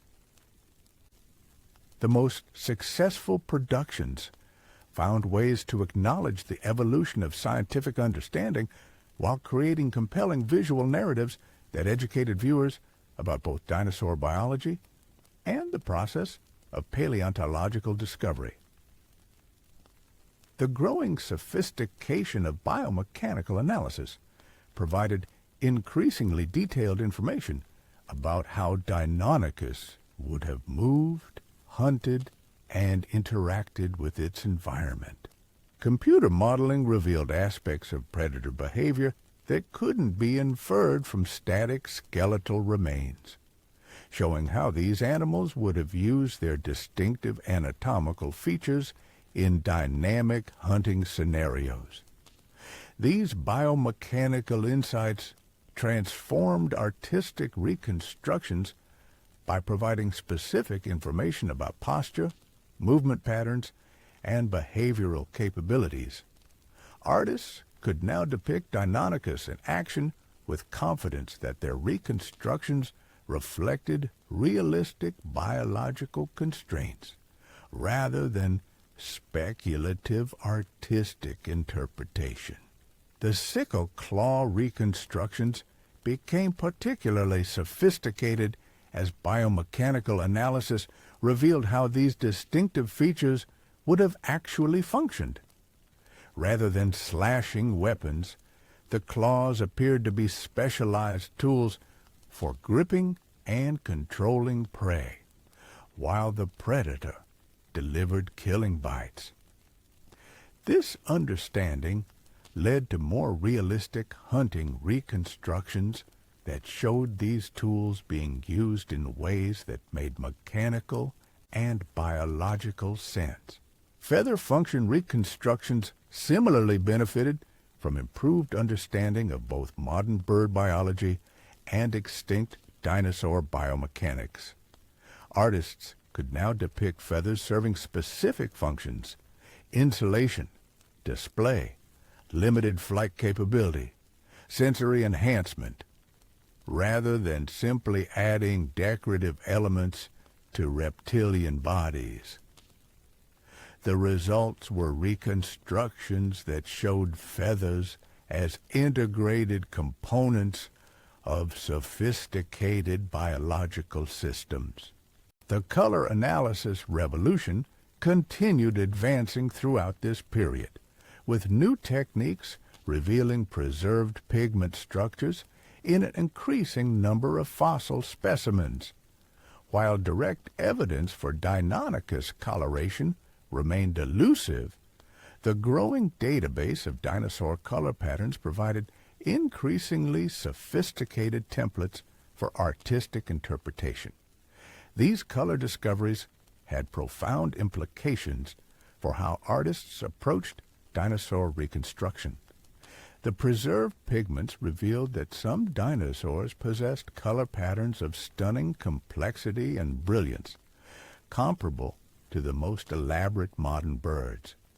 This evidence gave artists confidence to explore bold color schemes that would have seemed impossibly speculative in earlier decades. The most successful color reconstructions during this period balanced display functions with ecological constraints, creating patterns that would have been effective for both intraspecific communication and environmental camouflage. These reconstructions often featured iridescent elements, complex patterns, and sophisticated color gradations that reflected the full capabilities of advanced visual systems. Habitat reconstruction reached new levels of sophistication as understanding of Cretaceous ecosystems improved through interdisciplinary research combining paleobotany, climatology, and ecological modeling. Artists could now place Deinonychus in environments that accurately reflected the complex ecological relationships that would have characterized its world. These environmental reconstructions revealed aspects of predator ecology that weren't apparent from fossil remains alone. The interplay between predator and environment often suggested specific behavioral adaptations, hunting strategies, and social organizations that informed artistic interpretation while remaining grounded in ecological reasoning. The growing understanding of dinosaur growth and development provided additional constraints for artistic reconstruction. Evidence from bone histology revealed that Deinonychus, like modern birds, underwent rapid growth phases that would have required sophisticated metabolic regulation and behavioral adaptation. Artists began incorporating these developmental insights into reconstructions that showed these predators at different life stages. Juvenile Deinonychus reconstructions became particularly intriguing as artists explored how these predators might have appeared and behaved during their formative years. The rapid growth rates suggested extended periods of parental care, complex learning behaviors, and gradual development of hunting capabilities. These reconstructions often showed family groups engaged in sophisticated social interactions that reflected both predatory nature and developmental requirements. The pack hunting question remained contentious throughout this period, with different researchers reaching conflicting conclusions based on similar evidence. Some artists continued depicting coordinated hunting behaviors, while others emphasized individual predation strategies.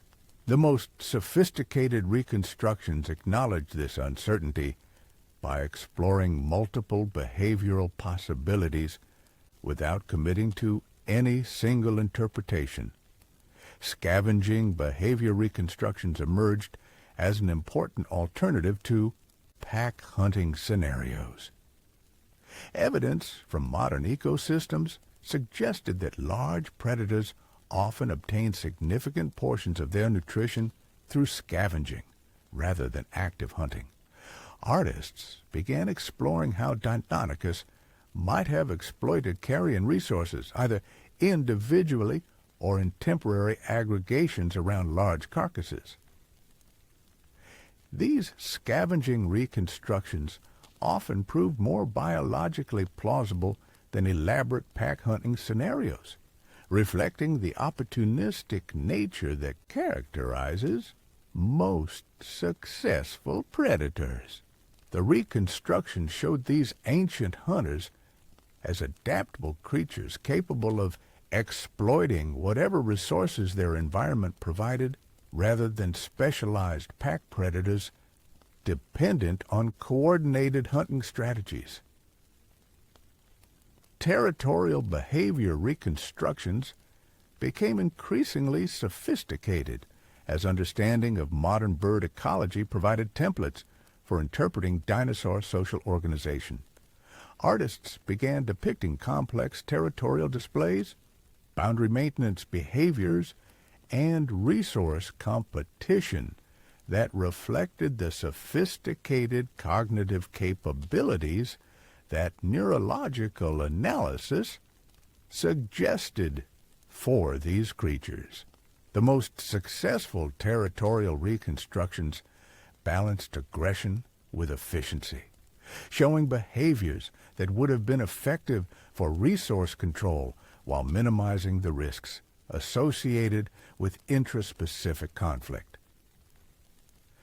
These depictions often featured elaborate display behaviors designed to resolve conflicts without physical confrontation, reflecting the high metabolic costs that would have been associated with frequent fighting.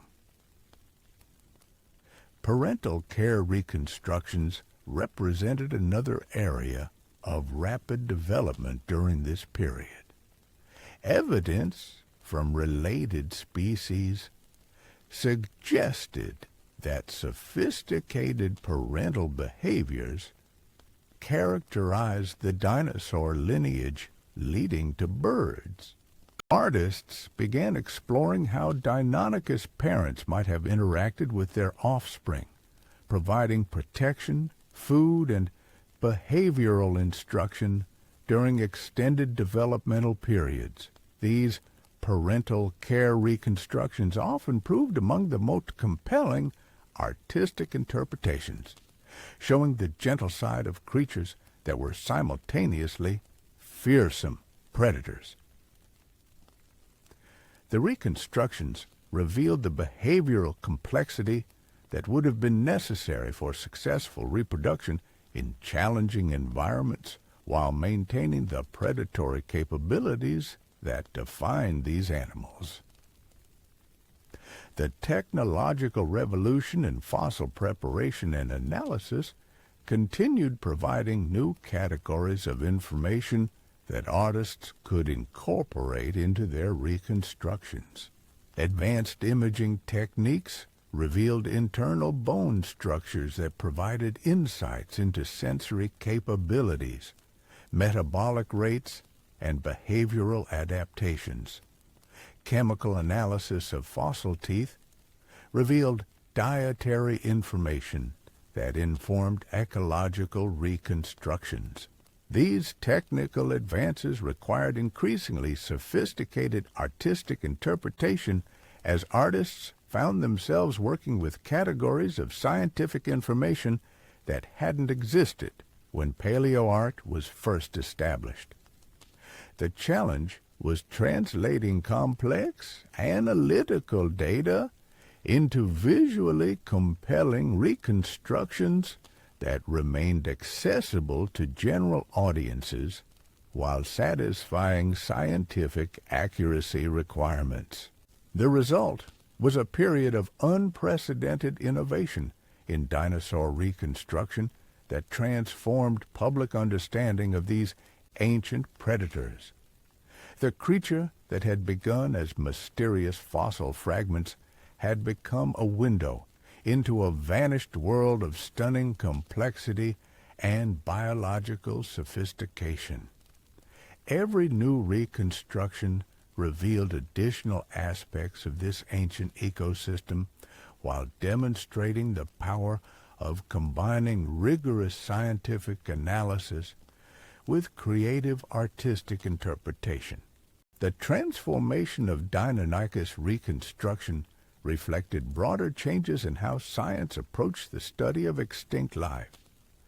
The boundaries between disciplines became increasingly blurred as visualization, analysis, and interpretation merged into integrated approaches to understanding the past. Artists found themselves at the center of this interdisciplinary revolution, serving as crucial intermediaries between specialized research and public understanding. The stage was set for even more dramatic revelations as advancing technology promised to unlock additional secrets preserved within fossil remains.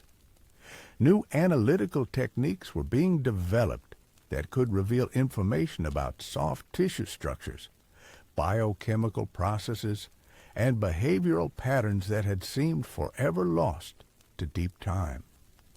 The creature that had sparked the dinosaur renaissance was poised to undergo yet another transformation that would further cement its significance in the history of paleontological discovery.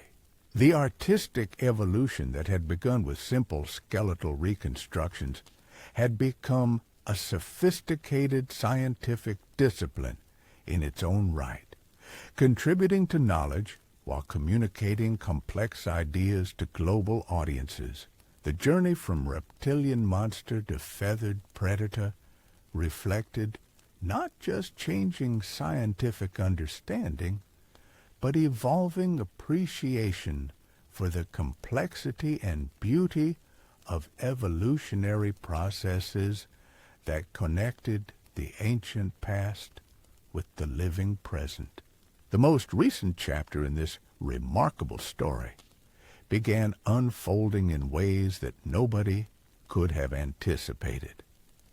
While artists were perfecting their feathered reconstructions and scientists were developing increasingly sophisticated analytical techniques, nature itself was preparing to deliver evidence that would eclipse decades of careful speculation with stunning, undeniable reality. The breakthrough wouldn't come from traditional fossil sites or advanced laboratory techniques. It would emerge from a completely unexpected source that would fundamentally alter how we understand the preservation of ancient life. Advanced scanning technologies were revealing microscopic details within fossil specimens that had been studied for decades, uncovering information that previous generations of researchers couldn't have imagined existed. These weren't just improvements in resolution or clarity. They were revelations of entirely new categories of biological information preserved within stone matrices that had seemed barren of soft tissue evidence. The implications for understanding Deinonychus biology were staggering, but they were just the beginning of a technological revolution that would transform paleontological investigation. The development of synchrotron radiation techniques allowed scientists to peer inside fossil specimens without damaging them, revealing internal structures with unprecedented detail and clarity. When these techniques were applied to Deinonychus specimens, they revealed bone architecture that confirmed many of the most speculative aspects of recent reconstructions. The internal structure showed clear evidence of the rapid growth rates, sophisticated respiratory systems, and advanced neurological development that artists had been incorporating into their work based on comparative analysis with modern birds. But perhaps more significantly, these internal scans revealed evidence of soft tissue attachment sites that provided direct information about muscle arrangement, skin texture, and even feather follicle positioning. For the first time since the species was discovered, artists had access to direct evidence about external appearance, rather than relying entirely on comparative anatomy and evolutionary inference. The results would prove even more dramatic than the most adventurous reconstructions had suggested. The muscle attachment evidence revealed a creature of extraordinary athletic capability, with power and agility that exceeded even the most optimistic earlier estimates. The leg muscles showed adaptations for both explosive acceleration and sustained pursuit, suggesting hunting strategies that combined ambush tactics with persistent predation. The arm and shoulder attachments indicated wing-like structures of considerable size and complexity, far beyond what simple display functions would have required. These discoveries forced artists to completely reconsider their approach to Deinonychus reconstruction. The creature that emerged from this new evidence was more bird-like than even the most progressive interpretations had suggested, yet simultaneously more formidable as a predator than traditional reptilian depictions had imagined. The challenge was creating reconstructions that captured both the avian characteristics and the predatory capabilities without compromising either aspect. The feather follicle evidence provided the most dramatic vindication of recent artistic trends. The distribution patterns revealed extensive feathering across the entire body, with specialized arrangements that suggested multiple functions: insulation, display, sensory enhancement, and limited flight capability. The follicle sizes indicated feathers of varying types and purposes, from fine down for temperature regulation to elaborate display plumes for communication and intimidation. Color analysis reached new levels of sophistication as preserved melanosomes within these follicle structures began yielding direct evidence of Deinonychus coloration. The patterns that emerged were more complex and vibrant than most artists had dared imagine, featuring iridescent elements, bold contrasts, and intricate arrangements that would have rivaled the most spectacular modern birds. These weren't the drab earth tones of earlier conservative reconstructions. They were the brilliant displays of a creature that used visual communication as extensively as vocal signals. The implications extended far beyond simple appearance. The sophisticated color patterns suggested equally sophisticated visual capabilities, complex social behaviors, and environmental interactions that required constant revision of behavioral reconstructions. Artists found themselves depicting creatures engaged in elaborate display rituals, territorial negotiations, and courtship behaviors that would have seemed impossibly speculative just decades earlier, but now had direct evidential support. The neurological evidence proved equally revolutionary. Brain cavity scans revealed neural architecture that closely resembled modern raptorial birds, with enlarged regions associated with visual processing, spatial reasoning, and motor coordination. The cognitive capabilities implied by this evidence suggested behavioral complexity that exceeded most earlier estimates, requiring fundamental reconsideration of how these predators interacted with their environment and each other. These neurological insights transformed behavioral reconstructions by providing specific information about cognitive limitations and capabilities. Artists could now depict problem-solving behaviors, learning processes, and social interactions with confidence that their reconstructions reflected realistic neural constraints rather than anthropomorphic projections or overly simplistic, instinct-driven responses. The respiratory system evidence revealed perhaps the most bird-like characteristics yet discovered in any dinosaur species.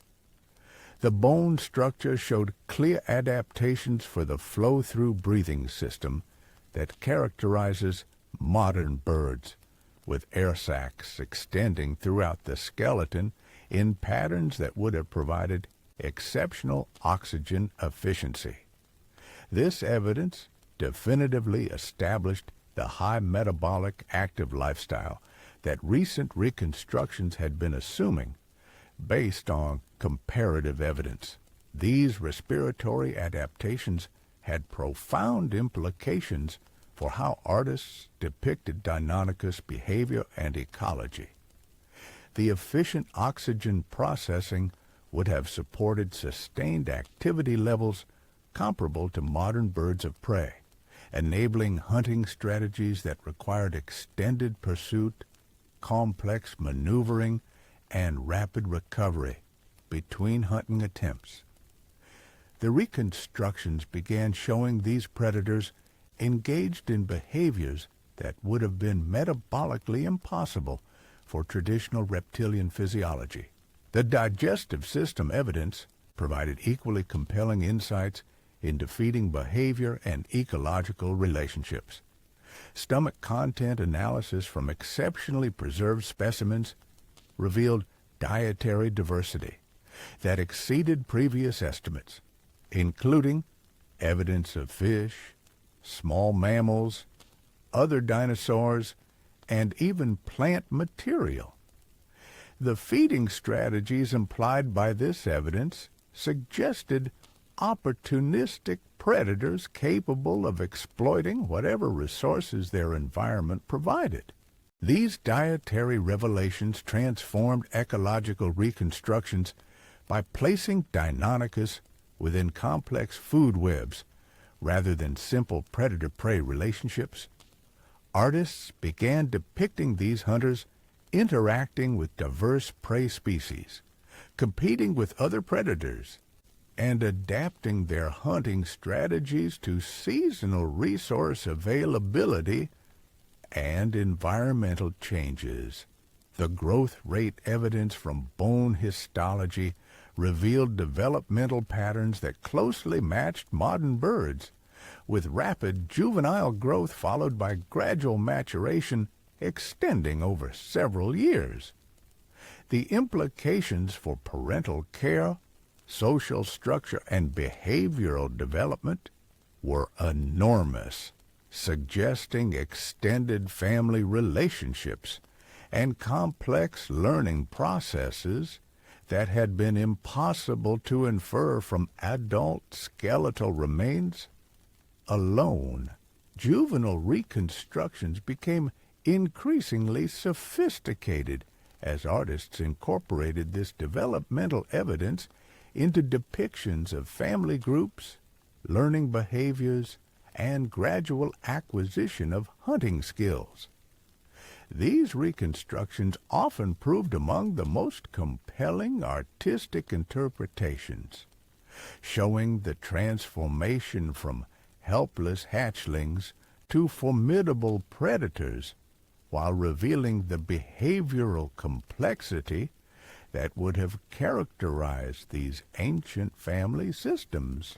The environmental evidence from associated sediments and plant fossils revealed ecosystem complexity that provided new context for understanding Deinonychus ecology.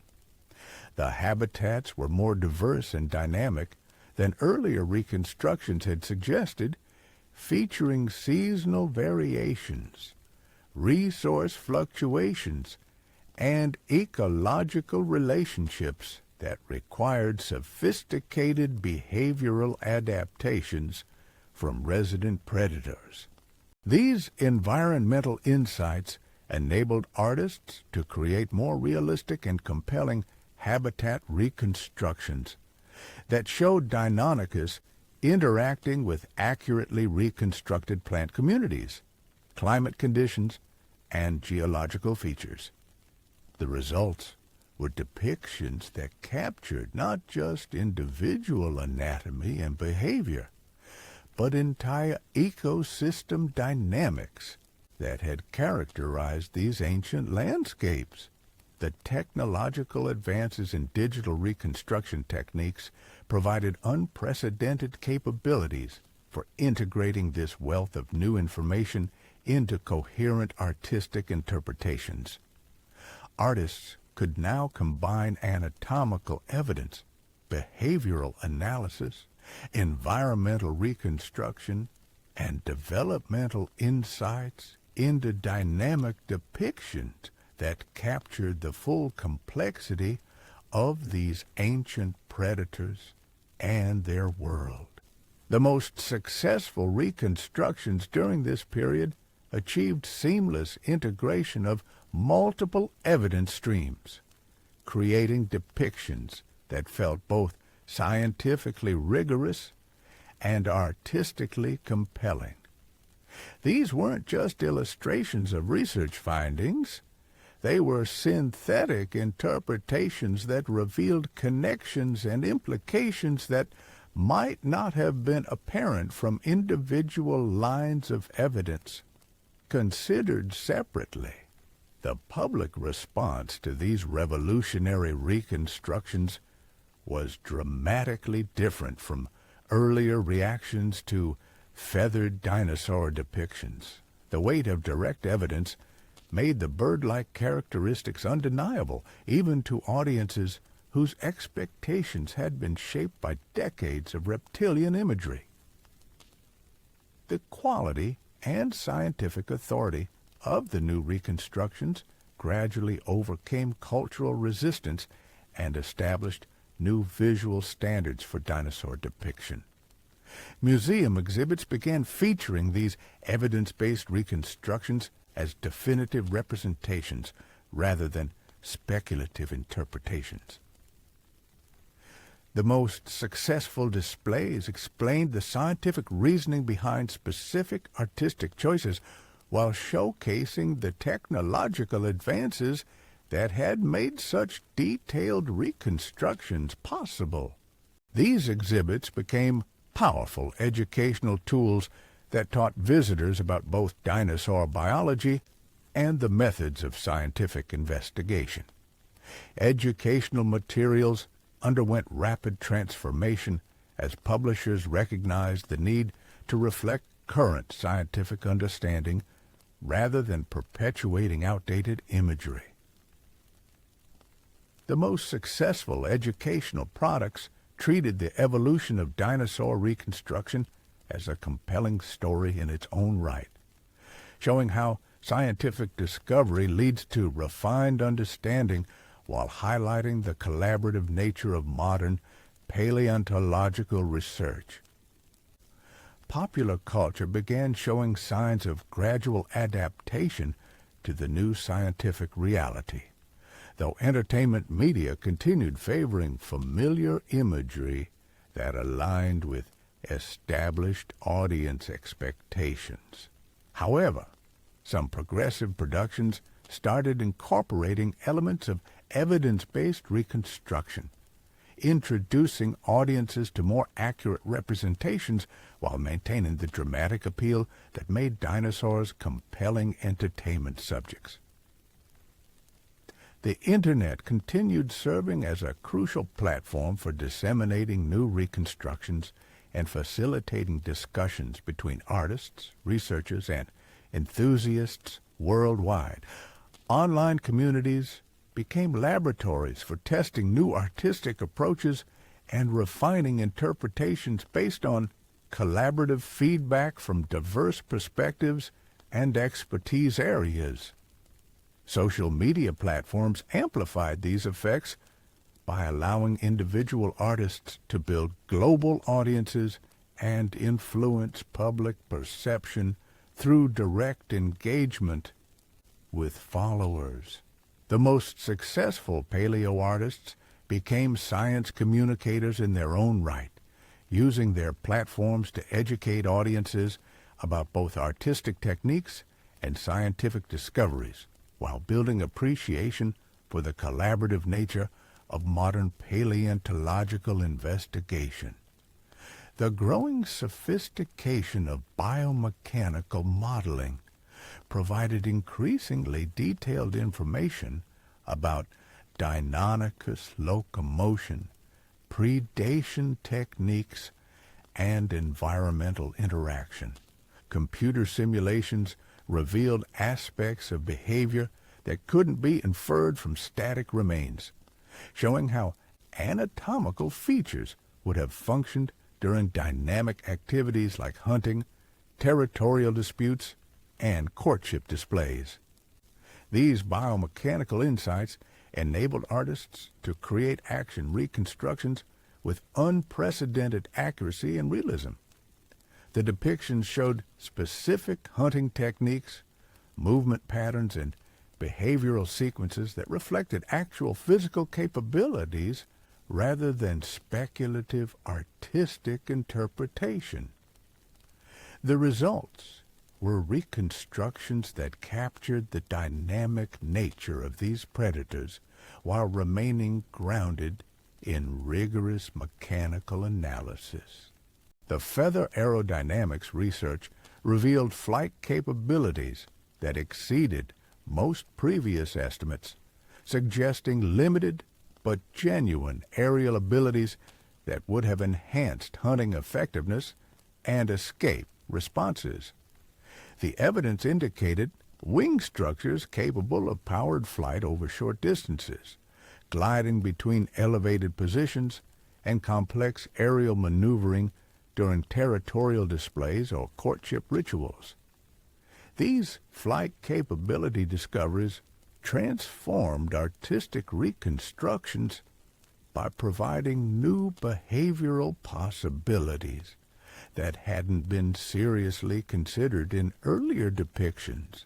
Artists began showing Deinonychus engaged in aerial activities, launching attacks from elevated positions, pursuing prey through complex terrain, performing elaborate display flights that revealed additional dimensions of their ecological relationships and behavioral repertoires. The sensory system analysis revealed capabilities that approached or exceeded those of modern raptorial birds, with exceptional visual acuity, sophisticated hearing, and enhanced spatial awareness that would have supported complex hunting strategies and environmental navigation. The neurological evidence suggested sensory integration and processing capabilities that enabled rapid response to environmental changes and sophisticated behavioral decision-making. These sensory insights enabled artists to create reconstructions that showed Deinonychus engaged in behaviors requiring exceptional sensory capabilities, detecting hidden prey, navigating complex environments, responding to subtle social signals from other individuals. The depictions revealed creatures of extraordinary awareness and responsiveness that seemed to perceive and interact with their environment in ways that exceeded most earlier behavioral interpretations. The social behavior evidence remained more ambiguous, with different researchers reaching conflicting conclusions about group organization and cooperative activities. Some evidence suggested temporary aggregations around resource concentrations, while other data indicated primarily solitary behavior, with limited social interaction outside of mating periods. The uncertainty created opportunities for artists to explore multiple behavioral possibilities without committing to specific social organization models.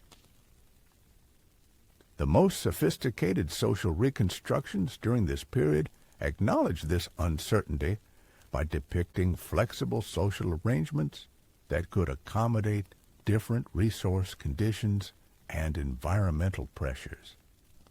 These reconstructions showed Deinonychus capable of both solitary and group activities, with social organization varying according to ecological circumstances rather than following rigid behavioral patterns.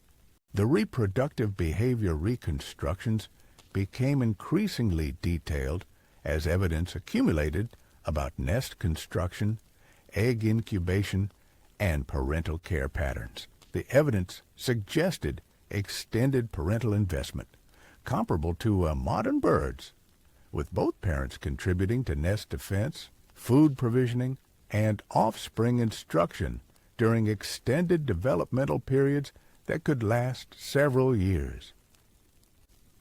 These reproductive reconstructions often proved among the most compelling artistic interpretations, showing the nurturing aspects of creatures that were simultaneously formidable predators.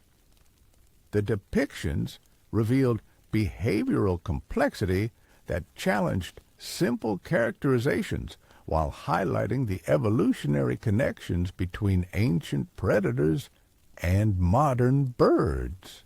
The seasonal behavior evidence suggested sophisticated responses to environmental changes, with possible migration patterns, territorial adjustments, and dietary shifts that reflected the dynamic nature of Cretaceous ecosystems.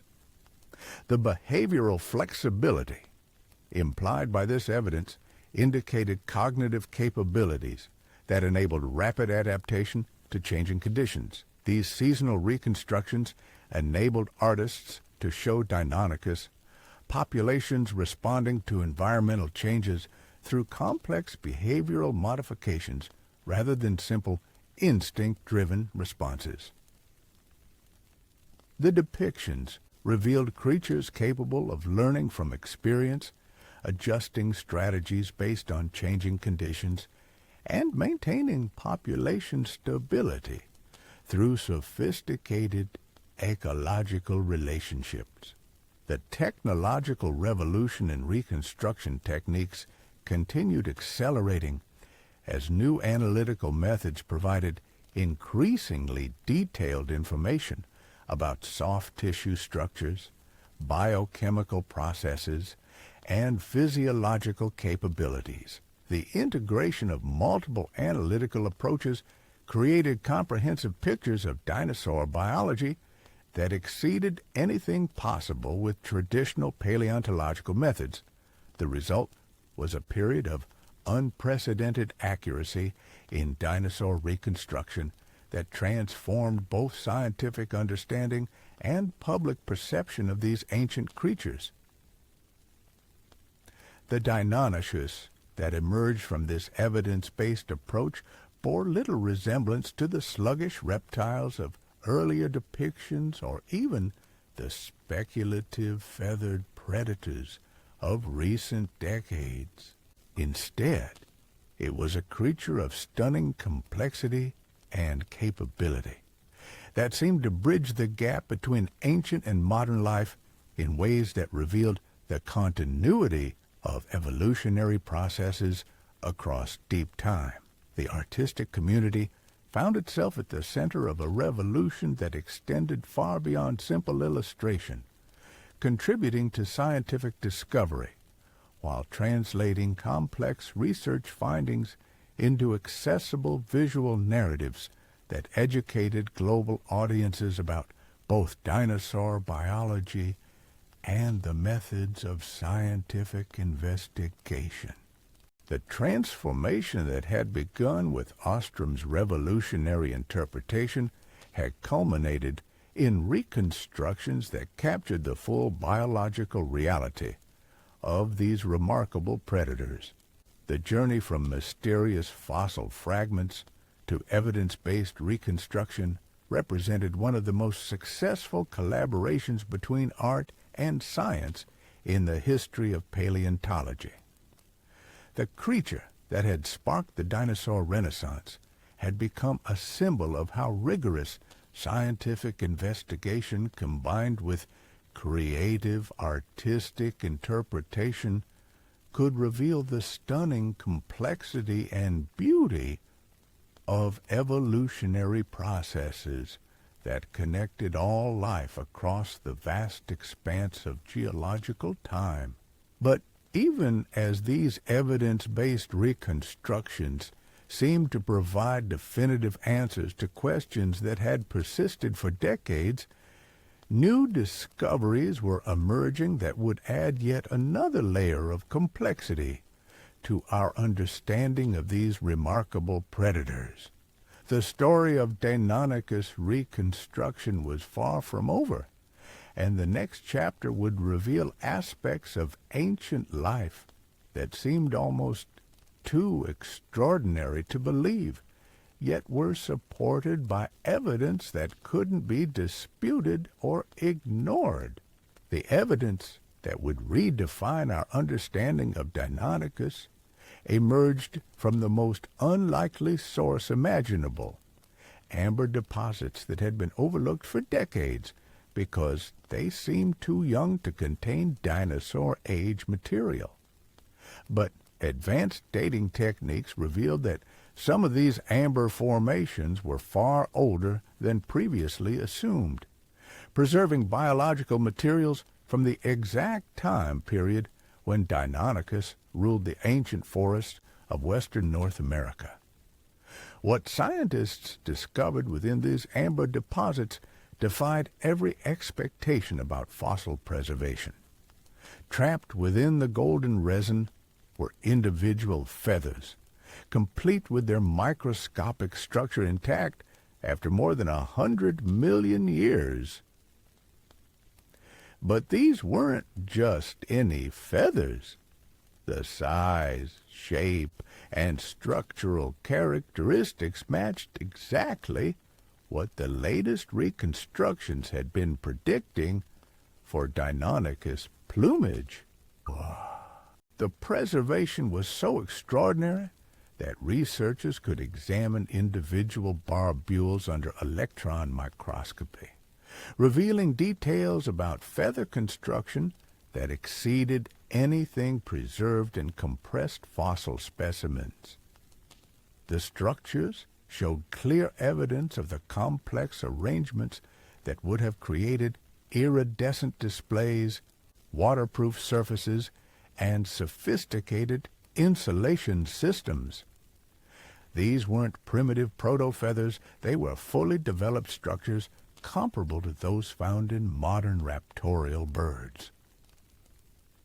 The color analysis of these amber-preserved feathers provided the first direct evidence of Deinonychus coloration, and the results were breathtaking. The preserved melanosomes revealed patterns of stunning complexity, metallic sheens that would have created rainbow-like displays in sunlight, bold contrasting stripes that would have been visible from considerable distances, and subtle gradations that suggested sophisticated camouflage capabilities when needed.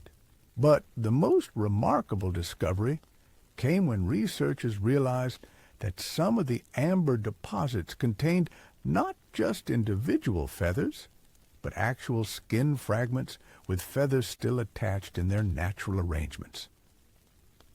For the first time in paleontological history, scientists could examine how dinosaur feathers had actually been positioned on living animals, rather than relying on educated guesses based on modern bird anatomy.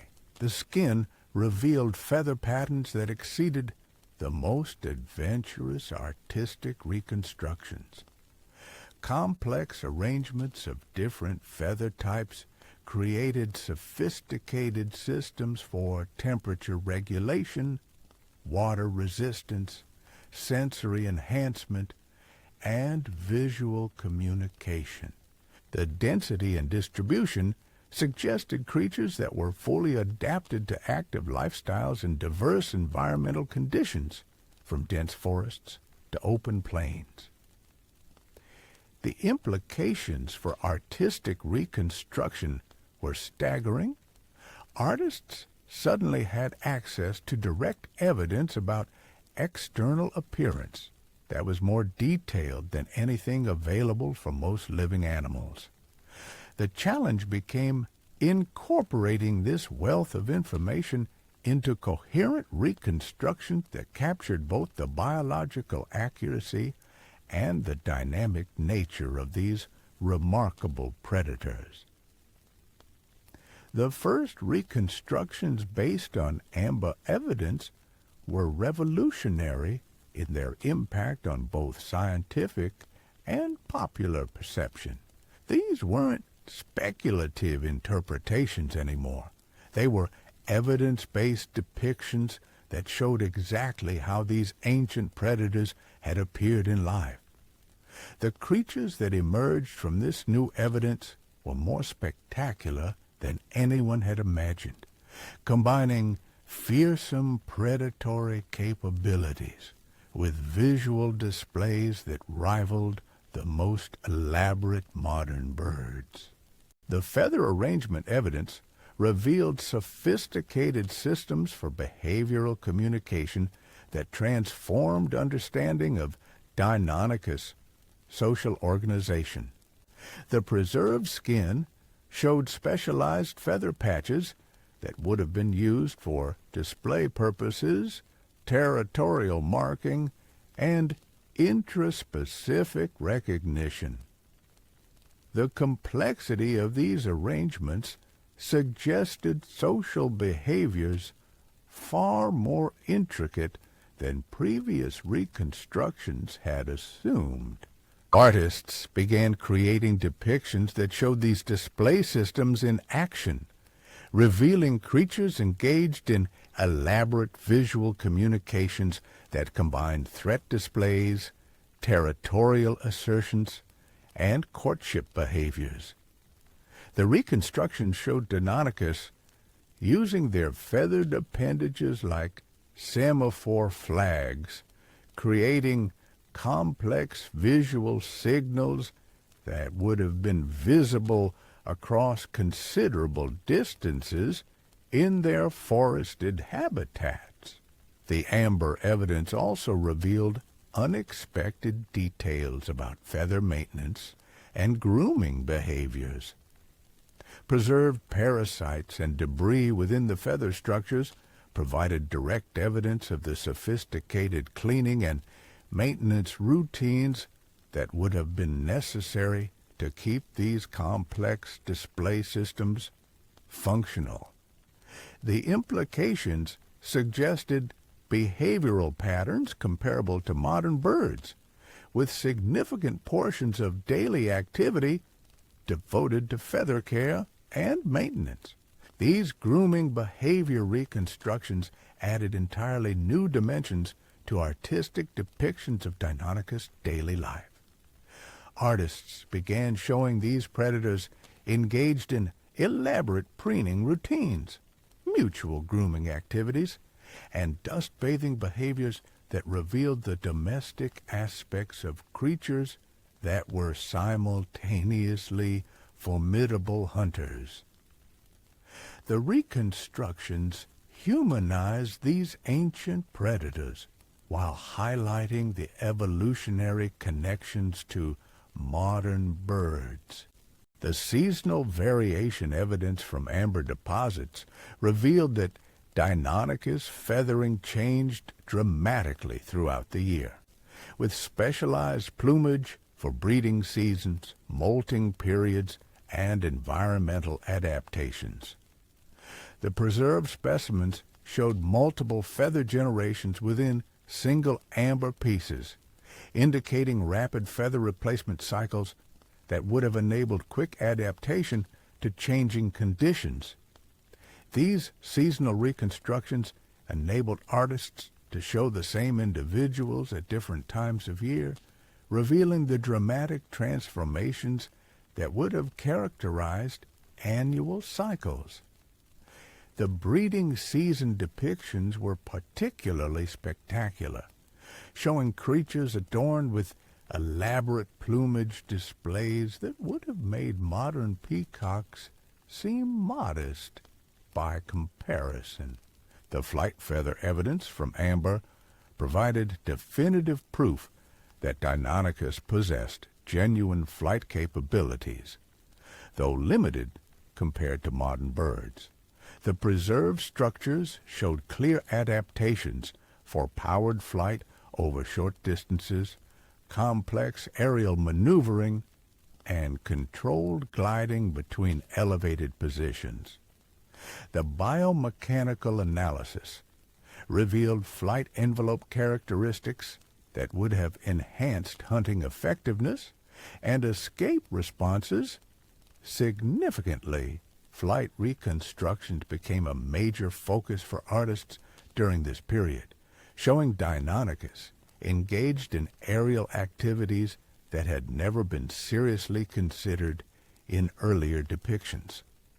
The reconstructions revealed creatures capable of launching surprise attacks from tree canopies, pursuing prey through complex three-dimensional terrain, and performing elaborate aerial courtship displays that combined flight capability with visual spectacle. The sensory feather evidence proved particularly intriguing, revealing specialized structures that would have enhanced tactile sensitivity, air current detection, and even low-frequency sound perception.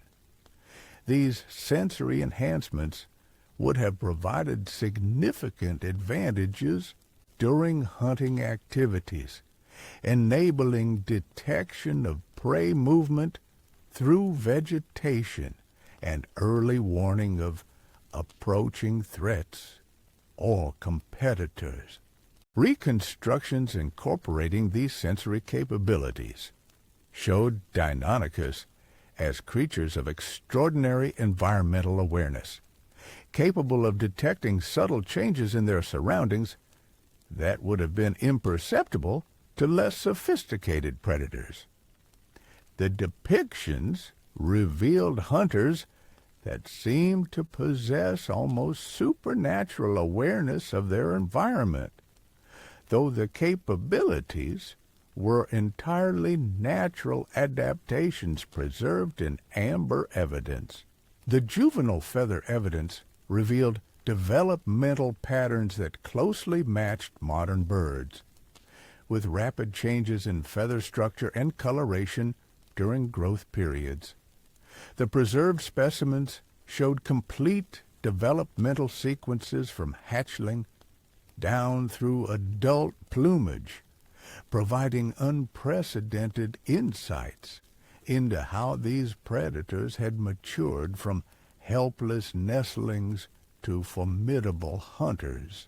Developmental reconstructions became increasingly sophisticated as artists incorporated this growth evidence into depictions of family groups at different life stages.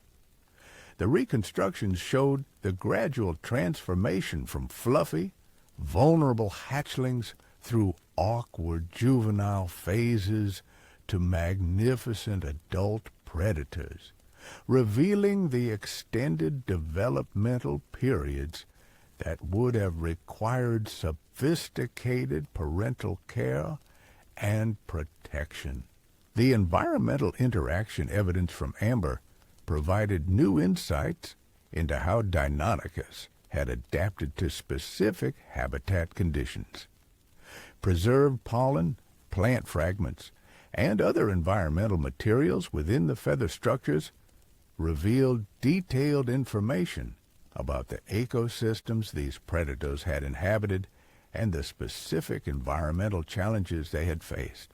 These environmental reconstructions enabled artists to place Deinonychus within accurately detailed habitat settings that reflected the complex ecological relationships revealed by amber evidence. The depictions showed predators perfectly adapted to their specific environments, with feather adaptations that reflected local climate conditions, vegetation patterns, and prey availability. The behavioral sequence evidence from amber proved particularly valuable for understanding complex activities like hunting, territorial disputes, and courtship rituals. Some amber pieces contained feather arrangements that appeared to represent specific behavioral moments, frozen in time like ancient photographs of dinosaur activities. These behavioral reconstructions revealed aspects of Deinonychus' social life that had been impossible to infer from skeletal remains alone. Artists could now show specific behavioral sequences with confidence that their depictions reflected actual ancient activities, rather than speculative interpretations based on modern animal behavior. The preservation quality in amber enabled analysis of microscopic parasites, symbionts, and other organisms that had lived on or within Deinonychus feathers. These discoveries revealed complex ecological relationships that transformed understanding of how these predators had interacted with their biological environment beyond simple predator-prey relationships. Ecological reconstructions incorporating this evidence showed Deinonychus as integral components of complex biological communities interacting with diverse organisms through relationships that ranged from parasitism through commensalism to potential mutualism.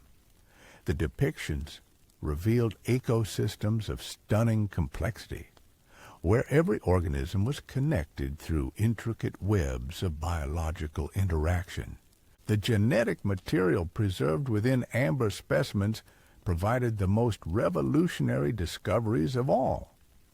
Advanced extraction and analysis techniques revealed partial DNA sequences that confirmed evolutionary relationships while providing direct evidence of physiological capabilities that had only been inferred from anatomical studies.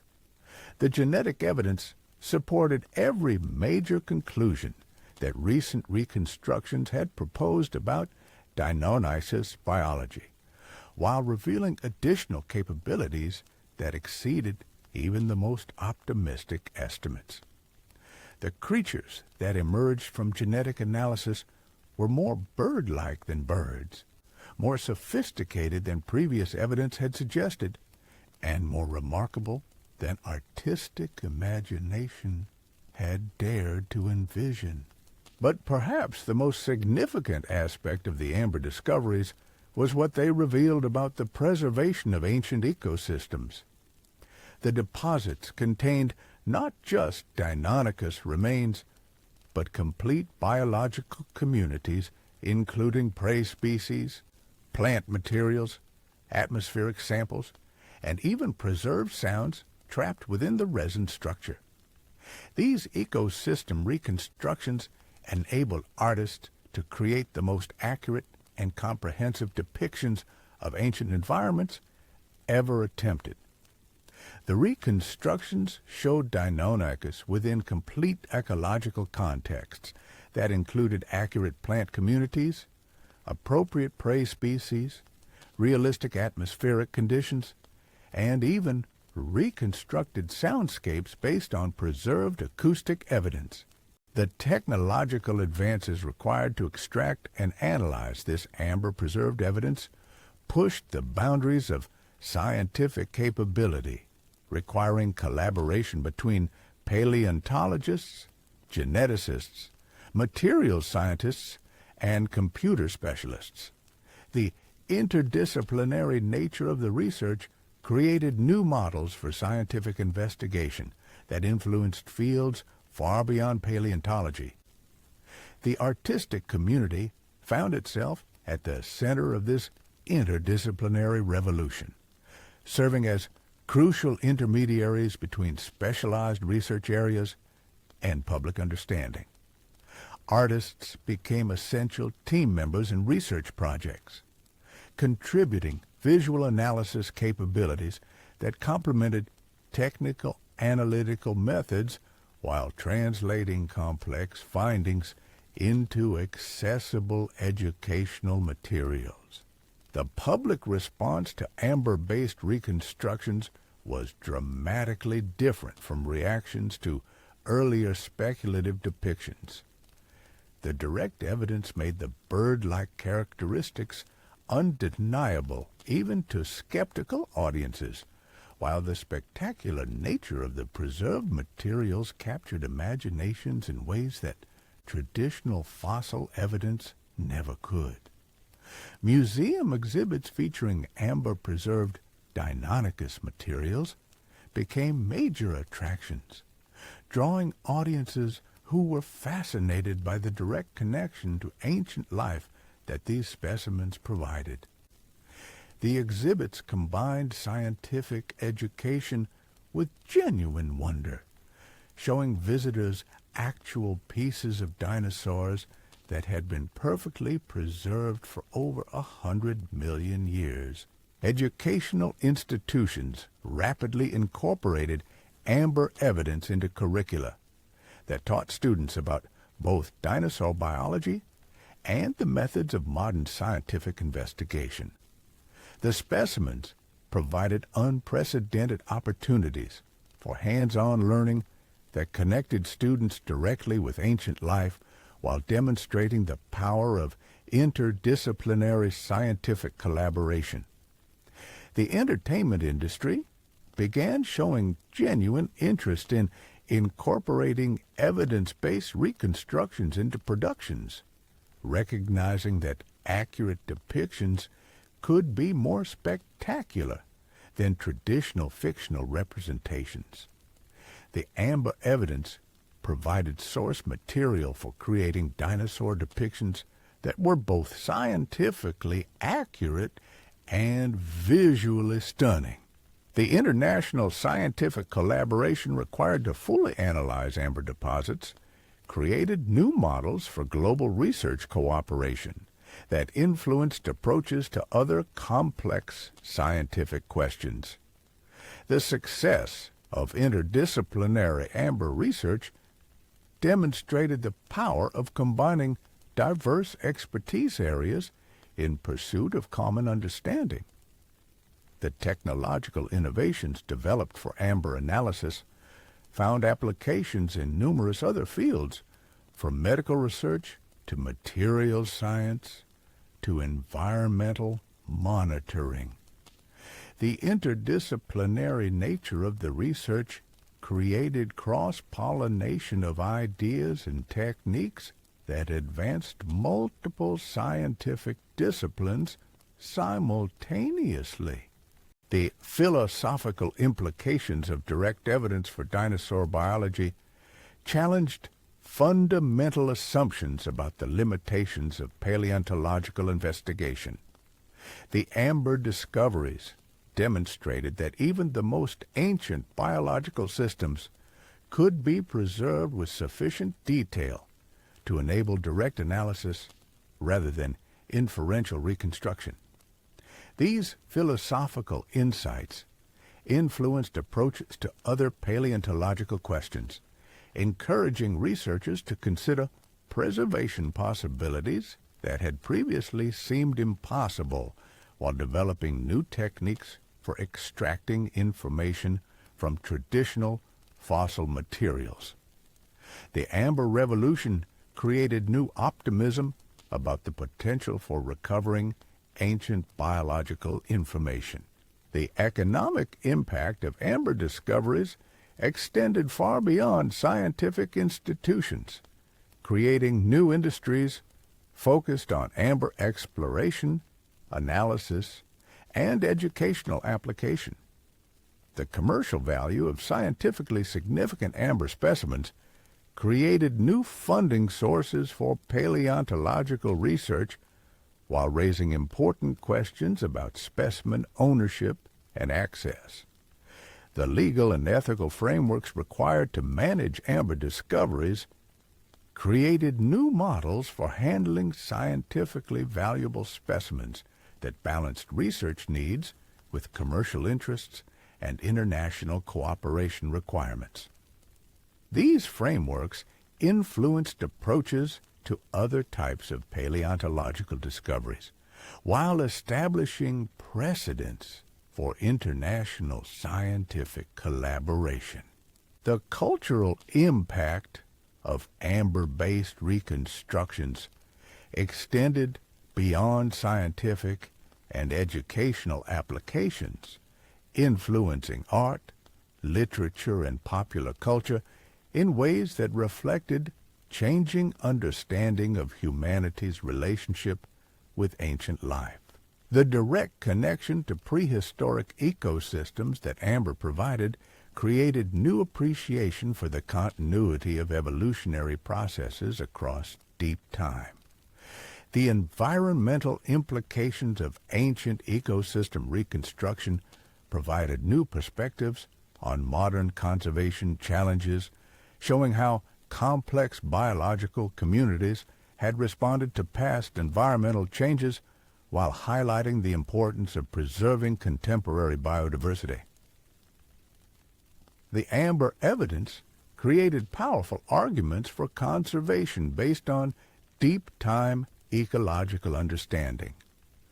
The future implications of amber research continued expanding as new analytical techniques provided access to increasingly detailed biological information. The success of Deinonychus reconstruction suggested that similar approaches might be applicable to other extinct organisms, potentially revolutionizing understanding of ancient life across multiple geological periods. The methodological innovations developed through amber research created new standards for interdisciplinary scientific investigation that influenced approaches to complex questions across multiple fields. The collaborative frameworks, analytical techniques, and integration methods established through dinosaur research found applications in diverse scientific disciplines. The artistic legacy of amber-based reconstruction established new standards for scientific illustration that balanced rigorous accuracy with compelling visual communication. The techniques developed for depicting complex biological systems found applications beyond paleontology, influencing medical illustration, biological education, and scientific communication across multiple disciplines. The educational impact of amber discoveries created new appreciation for the power of direct evidence in scientific investigation, while demonstrating how spectacular discoveries could emerge from interdisciplinary collaboration and technological innovation. The Deinonychus reconstruction project became a model for science education that combined rigorous investigation with genuine wonder at the natural world. The story of Deinonychus reconstruction represented more than simply improved understanding of an extinct predator. It demonstrated the power of combining artistic vision with scientific rigor in pursuit of understanding that transcended traditional disciplinary boundaries. The creature that had emerged from decades of investigation was more remarkable than anyone had initially imagined, serving as a bridge between ancient and modern life that revealed the stunning continuity of evolutionary processes across deep time. But as remarkable as these amber-based discoveries were, they represented only the beginning of a new era in paleontological investigation. Advanced techniques were being developed that promised to unlock even more detailed information about ancient life, while new fossil discoveries continued expanding our understanding of the complex ecosystems that had characterized the age of dinosaurs. The evolution of Deinonychus depiction was entering a new phase that would reveal aspects of ancient life that seemed almost beyond imagination, yet were supported by evidence that continued accumulating from sources both expected and entirely surprising. The revolution in understanding that amber evidence had triggered was about to face its greatest test. While scientists were still processing the implications of perfectly preserved feathers and skin fragments, an entirely different line of research was quietly developing techniques that would push the boundaries of paleontological investigation even further. The breakthrough would come not from new fossil discoveries, but from revolutionary advances in analyzing the molecular structure of materials that had seemed biologically inert for over 100 million years. Protein sequencing technology had advanced to the point where researchers could extract and analyze organic molecules from fossil specimens that showed no obvious signs of soft tissue preservation. When these techniques were applied to Deinonychus bone samples, they revealed traces of original biological materials that had somehow survived the fossilization process. The proteins weren't complete, but they contained enough structural information to provide direct evidence about physiological processes that had operated in living animals. The collagen analysis proved particularly revealing, showing structural characteristics that matched modern birds far more closely than any living reptiles. The molecular evidence confirmed what anatomical studies had suggested. These ancient predators possessed metabolic rates, growth patterns, and physiological capabilities that aligned them firmly within the lineage leading to modern birds. But the protein data went further, revealing specific adaptations that suggested capabilities exceeding those of most contemporary birds.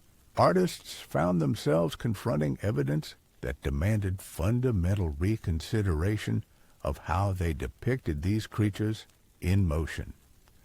The molecular data suggested muscle fiber arrangements and metabolic capabilities that would have supported activity levels approaching those of modern hummingbirds. Creatures with some of the highest metabolic rates in the animal kingdom. The implications for behavioral reconstruction were staggering, suggesting predators capable of sustained high-intensity activity that would have revolutionized hunting strategies. The protein evidence also revealed unexpected details about thermoregulation and environmental adaptation. The molecular structures showed clear adaptations for maintaining stable internal temperatures across wide ranges of external conditions, suggesting creatures that could remain active during seasonal temperature fluctuations that would have incapacitated cold-blooded predators. These weren't just warm-blooded animals. They were creatures with sophisticated thermoregulatory capabilities that exceeded those of most modern mammals. These thermoregulatory insights transformed how artists approached environmental reconstruction. The evidence suggested predators that could hunt effectively during cool mornings, hot afternoons, and even cold winter periods when other large predators would have been sluggish or dormant. The reconstructions began showing Deinonychus active across diverse environmental conditions, exploiting ecological opportunities that would have been unavailable to less physiologically sophisticated competitors. The hemoglobin analysis provided perhaps the most dramatic evidence of all, revealing oxygen-carrying capabilities that approached those of modern high-altitude birds. The molecular structure suggested respiratory efficiency. that would have supported sustained activity at levels impossible for traditional reptilian physiology. These weren't just active predators. They were creatures with cardiopulmonary systems optimized for extreme performance. Flight capability reconstructions underwent complete revision as artists incorporated this respiratory evidence into their depictions. The oxygen carrying capacity suggested aerial activities far more extensive than previous estimates, including sustained powered flight over considerable distances, complex aerial maneuvering during hunting sequences, and even high-altitude soaring that would have provided strategic advantages for territory surveillance and prey detection. The digestive enzyme analysis revealed dietary capabilities that exceeded previous estimates of feeding flexibility. The preserved proteins showed adaptations for processing diverse food types, from fish and small mammals through plant materials and even bone consumption. The metabolic efficiency suggested by these adaptations indicated predators capable of extracting maximum nutritional value from whatever resources their environment provided. These dietary revelations enabled artists to depict Deinonychus in far more diverse feeding scenarios than earlier reconstructions had suggested. The depictions showed opportunistic predators capable of exploiting seasonal resource variations, adapting their hunting strategies to prey availability, and even supplementing their diets with plant materials during periods when animal prey was scarce. The reproductive hormone analysis provided unprecedented insights into breeding behaviors and parental care strategies. The molecular evidence suggested extended breeding seasons, complex courtship rituals, and parental investment patterns that closely matched those of modern birds with sophisticated social structures. The hormone profiles indicated creatures capable of forming pair bonds, coordinating parental duties, and maintaining family relationships over extended periods. Breeding behavior reconstructions became increasingly elaborate as artists incorporated this hormonal evidence into depictions of courtship displays, nest construction activities, and family interactions. The reconstructions revealed creatures engaged in complex social negotiations, territorial establishments, and cooperative parenting behaviors that demonstrated cognitive capabilities approaching those of modern corvids and parrots. The stress hormone evidence proved particularly valuable for understanding how these predators had responded to environmental challenges and competitive pressures. The molecular patterns suggested sophisticated stress management capabilities, enabling rapid physiological adjustments to changing conditions while maintaining optimal performance during critical activities like hunting and territorial defense. These stress response insights enabled artists to create more realistic behavioral reconstructions that showed how Deinonychus individuals would have responded to environmental pressures, competitive encounters, and resource limitations. The depictions revealed creatures capable of dynamic behavioral adjustments that enhanced survival prospects while maintaining social relationships and territorial control. The neurotransmitter analysis provided direct evidence of cognitive capabilities that exceeded previous estimates based on brain cavity measurements alone. The preserved molecules suggested complex neural processing systems capable of sophisticated decision-making, rapid learning, and flexible behavioral responses to novel situations.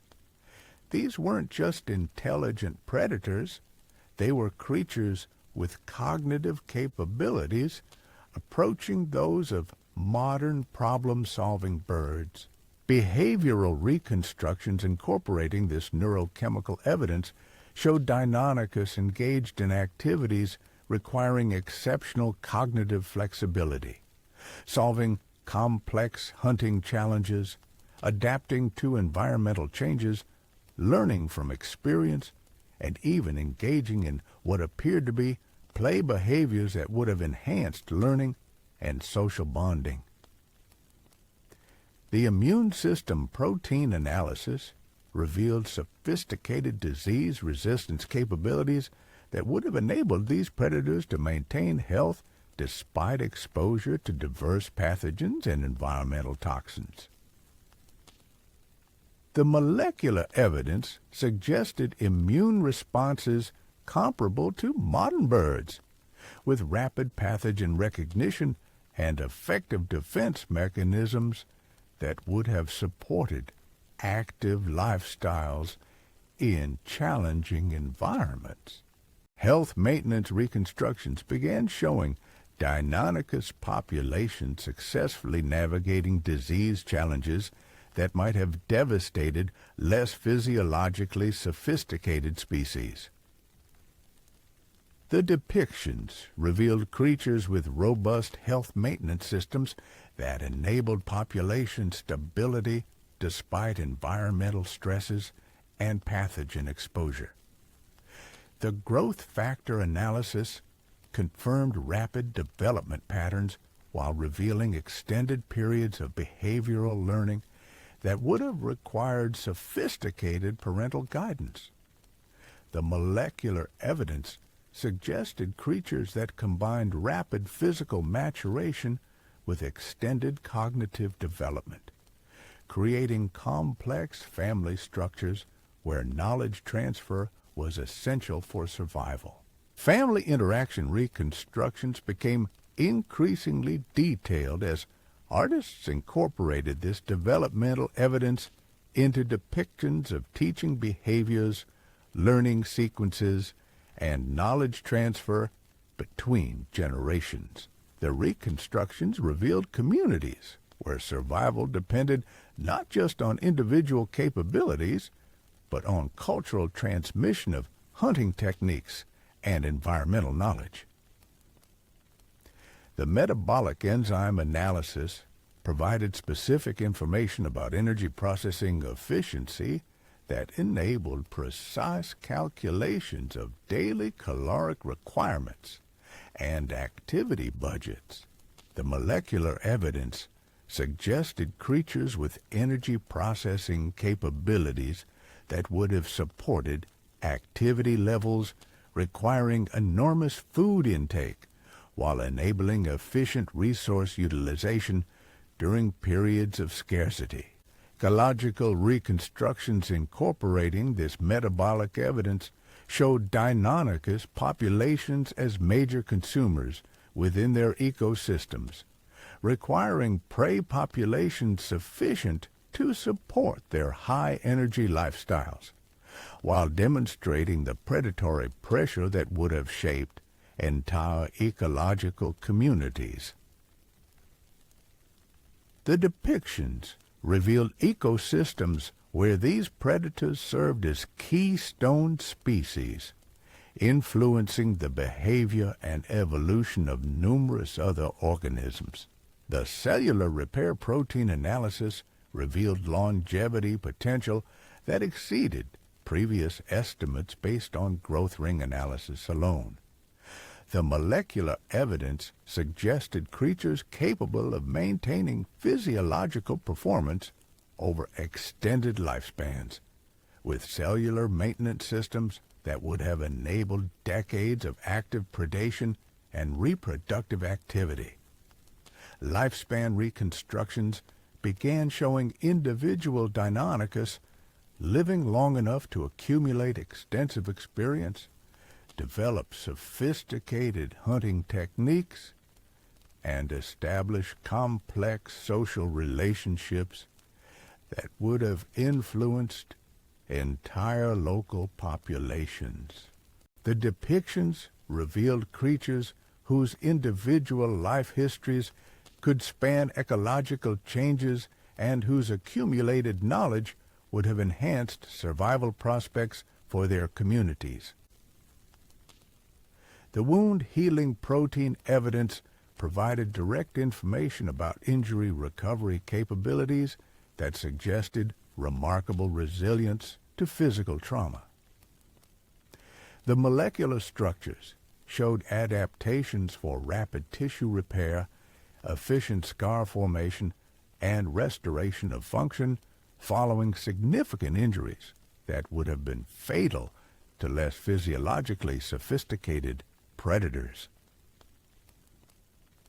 Survival reconstructions incorporating this healing evidence showed Deinonychus capable of recovering from hunting injuries, territorial conflicts, and environmental accidents that would have eliminated competitors. The depictions revealed predators with biological insurance policies that enabled risk-taking behaviors necessary for successful hunting while maintaining survival prospects despite inevitable injuries. The seasonal adaptation protein analysis revealed physiological flexibility that enabled successful activity across diverse environmental conditions. The molecular evidence suggested creatures capable of adjusting metabolism, behavior, and even physical characteristics in response to seasonal changes, maintaining optimal performance regardless of environmental fluctuations. Seasonal behavior reconstructions became increasingly sophisticated as artists incorporated this adaptation evidence into depictions of annual activity cycles. The reconstructions showed creatures capable of thriving during environmental extremes, exploiting seasonal resource opportunities, and maintaining territorial control despite changing conditions that would have challenged less adaptable species. The social bonding hormone analysis provided evidence of complex relationship formation capabilities that suggested sophisticated social structures extending beyond simple mating relationships. The molecular patterns indicated creatures capable of forming alliances, maintaining group hierarchies, and coordinating activities in ways that would have provided significant survival advantages. Social structure reconstructions began showing Deinonychus communities organized around complex relationship networks that enabled resource sharing, coordinated territory defense, and collaborative problem-solving. The depictions revealed societies where individual success depended on social skills as much as physical capabilities, creating selection pressures for increasingly sophisticated cognitive abilities. The communication pheromone analysis revealed chemical signaling capabilities that would have enabled complex information exchange between individuals over considerable distances. The molecular evidence suggested scent-marking systems comparable to modern mammals, with chemical messages conveying information about identity, reproductive status, territorial boundaries, and even emotional states. Communication reconstructions incorporating this chemical evidence showed Deinonychus populations maintaining information networks that enabled coordination of activities across large territories. The depictions revealed communities where chemical communication supplemented visual and vocal signals, creating multimodal information systems that enhanced survival prospects through improved environmental awareness and social coordination. The technological advances required to extract and analyze protein evidence from such ancient specimens pushed multiple scientific disciplines toward new capabilities that found applications far beyond paleontology. The interdisciplinary collaboration necessary for molecular paleontology created new models for scientific investigation that influenced research approaches across diverse fields.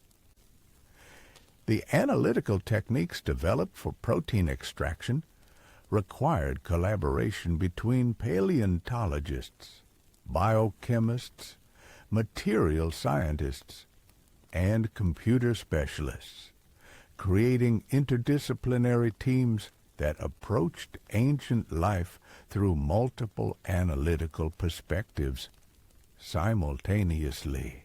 The success of these collaborative efforts demonstrated the power of combining diverse expertise areas in pursuit of comprehensive understanding. The artistic community found itself at the center of these interdisciplinary collaborations, serving as essential team members who could visualize complex molecular evidence while translating technical findings into accessible educational materials. Artists became crucial intermediaries between specialized research areas and public understanding, contributing analytical capabilities that complemented technical methods.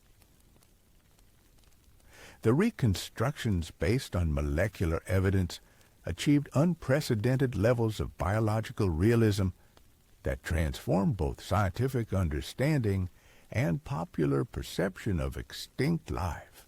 These weren't speculative interpretations anymore. They were evidence-based depictions showing exactly how ancient biological systems had functioned at the molecular level.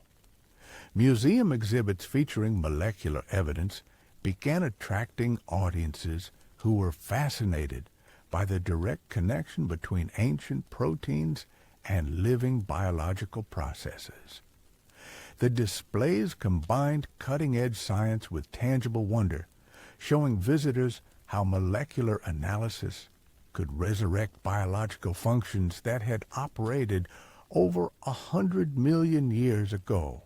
Educational institutions rapidly incorporated molecular paleontology into curricula that taught students about both ancient life and modern analytical techniques. The protein evidence provided unprecedented opportunities for interdisciplinary learning that connected biology, chemistry, physics, and computer science through shared investigation of ancient biological systems.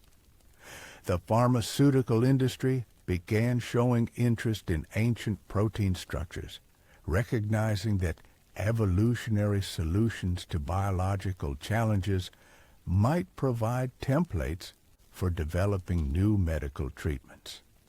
The molecular evidence from Deinonychus and related species created new research directions that could influence human health applications. The biotechnology applications of ancient protein analysis extended beyond medical research, providing insights into biological engineering that could influence industrial processes, environmental remediation, and even space exploration technologies. The interdisciplinary nature of molecular paleontology created cross-pollination of ideas that advanced multiple technological areas simultaneously. The conservation implications of molecular evidence provided new perspectives on modern biodiversity preservation, showing how complex biological systems had evolved and adapted over geological timescales. The ancient protein evidence created powerful arguments for protecting contemporary biological diversity based on deep-time evolutionary understanding. The environmental applications of molecular paleontology provided new tools for understanding how biological systems had responded to past climate changes, creating better models for predicting responses to contemporary environmental challenges. The protein evidence from ancient ecosystems informed current conservation strategies while highlighting the importance of maintaining biological complexity.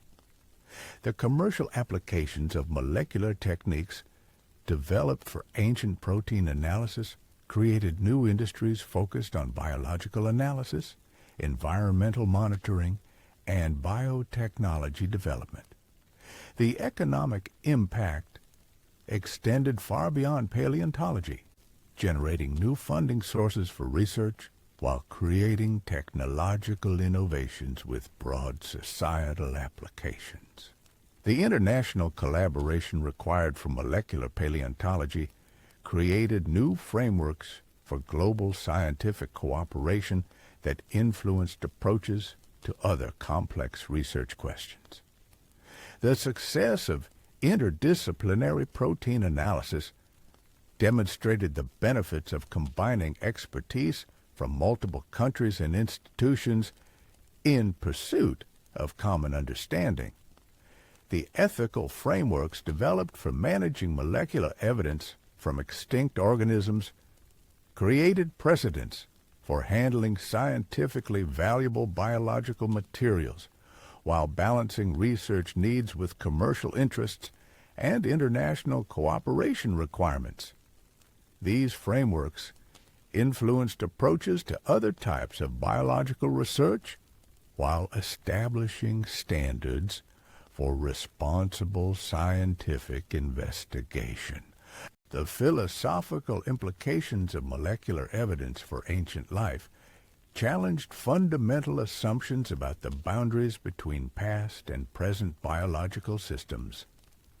The protein analysis demonstrated that death and fossilization didn't necessarily destroy all biological information, creating new possibilities for understanding evolutionary processes across deep time.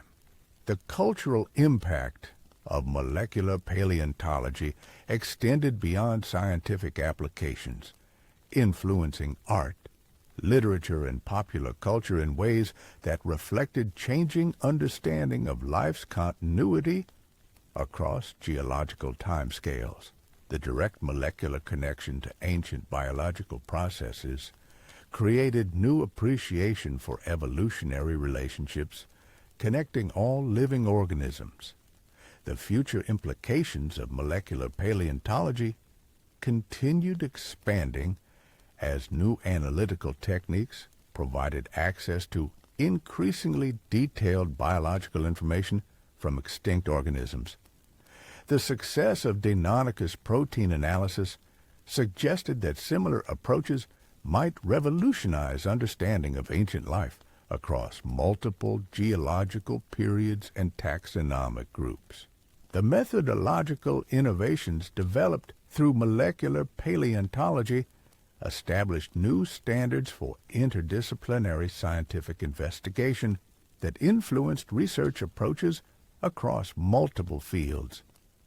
The collaborative frameworks, analytical techniques, and integration methods created through ancient protein research found applications in diverse scientific disciplines, ranging from medicine to environmental science to biotechnology development.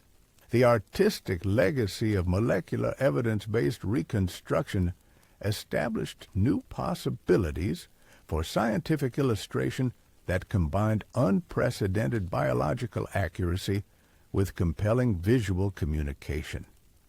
The techniques developed for depicting complex molecular systems, found applications beyond paleontology, influencing medical illustration, biological education, and scientific communication across multiple disciplines.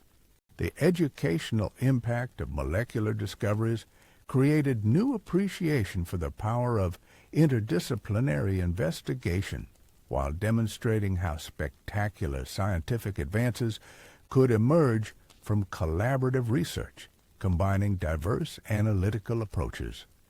The Deinonychus protein analysis project became a model for science education that integrated rigorous investigation with genuine wonder at the complexity and continuity of biological systems. The story of molecular paleontology represented more than simply improved techniques for analyzing ancient life. It demonstrated the power of combining cutting-edge technology with creative scientific thinking in pursuit of understanding that transcended traditional disciplinary boundaries. The biological systems that emerged from molecular analysis were more sophisticated and remarkable than anyone had initially imagined, revealing the stunning complexity of evolutionary processes that had operated across hundreds of millions of years. The creature that had begun as mysterious fossil fragments discovered in Montana Badlands had become a window into biological sophistication that challenged assumptions about the limitations of ancient life while demonstrating the incredible continuity of evolutionary innovation across deep time. The artistic evolution that had tracked these discoveries represented one of the most successful collaborations between science and visual communication in the history of paleontological investigation.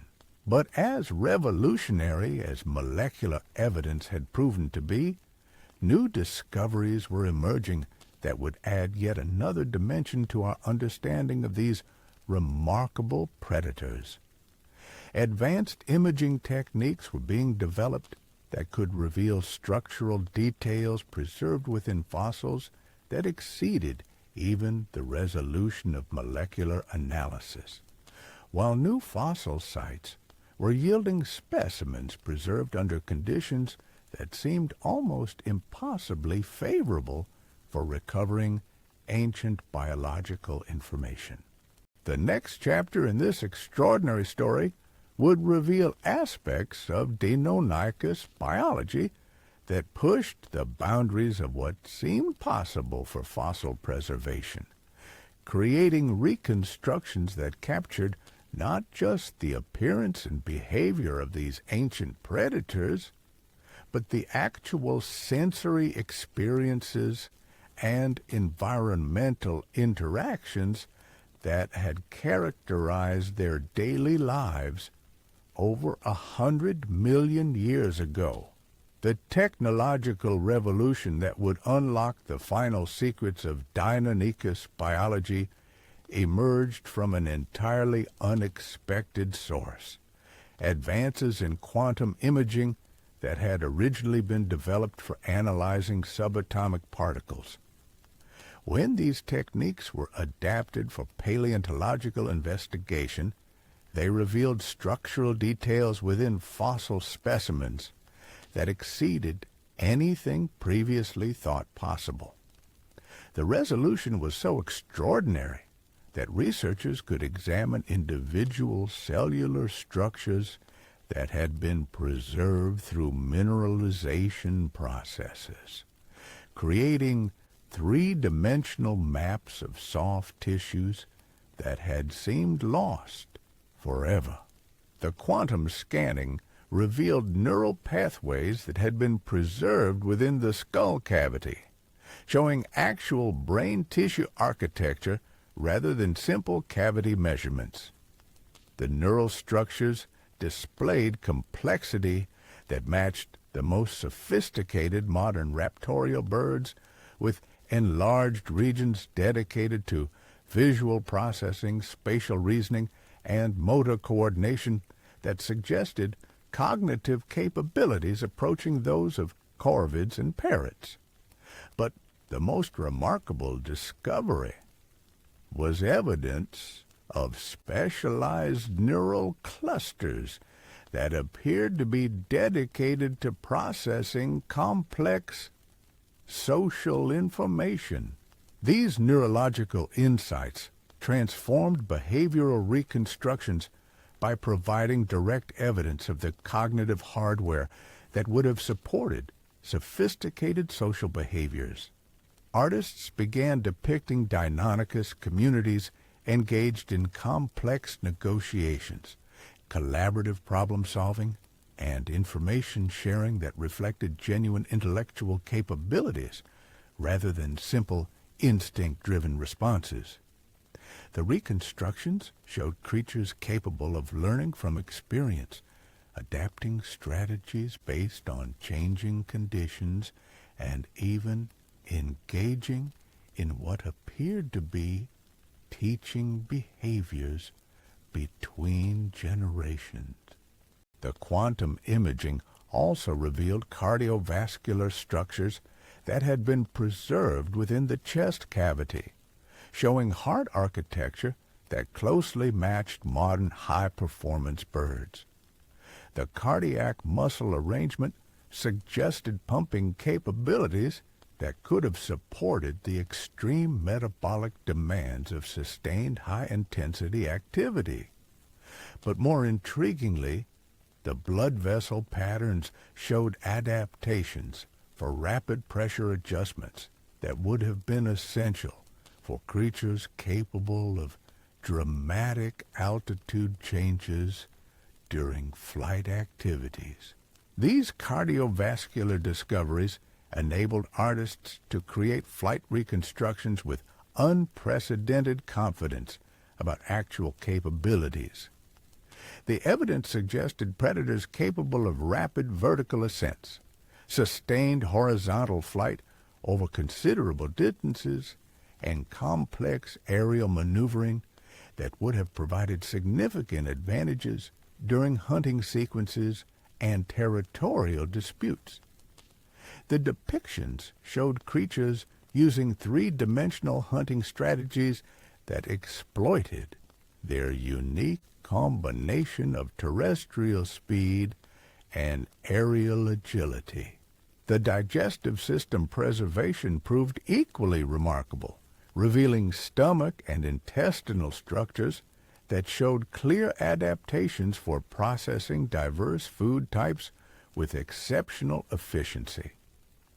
The organ arrangement suggested creatures capable of rapid digestion cycles that could support their high metabolic demands while enabling opportunistic feeding behaviors that maximized resource utilization during periods of abundance. Feeding behavior reconstructions became increasingly sophisticated as artists incorporated this digestive evidence into depictions of complex foraging strategies.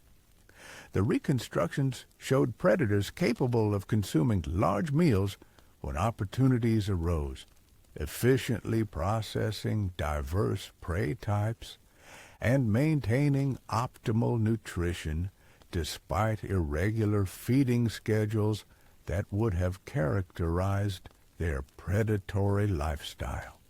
The reproductive system preservation provided unprecedented insights into breeding behaviors and parental investment strategies.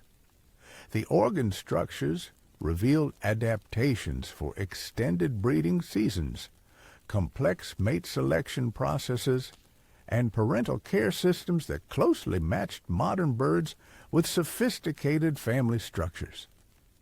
The evidence suggested creatures capable of forming long-term pair bonds while maintaining the flexibility necessary for adapting to changing environmental conditions.